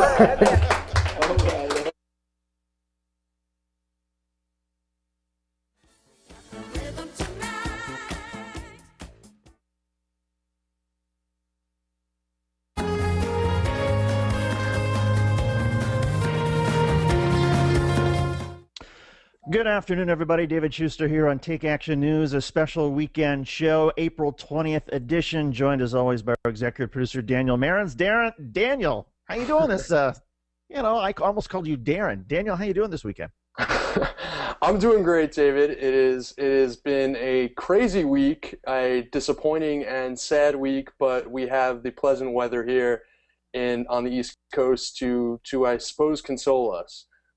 Absolutely. In fact, the big story this week, and I think you put your finger on it, you're hinting at it, is the Senate was unable to move forward on gun control legislation. 54 to 46 senators supporting background checks, a bipartisan proposal from a Republican, Pat Toomey of Pennsylvania, and Joe Manchin, a Democrat from West Virginia. They needed 60 to break a Republican filibuster. 5 Democrats joined the Republicans to block this.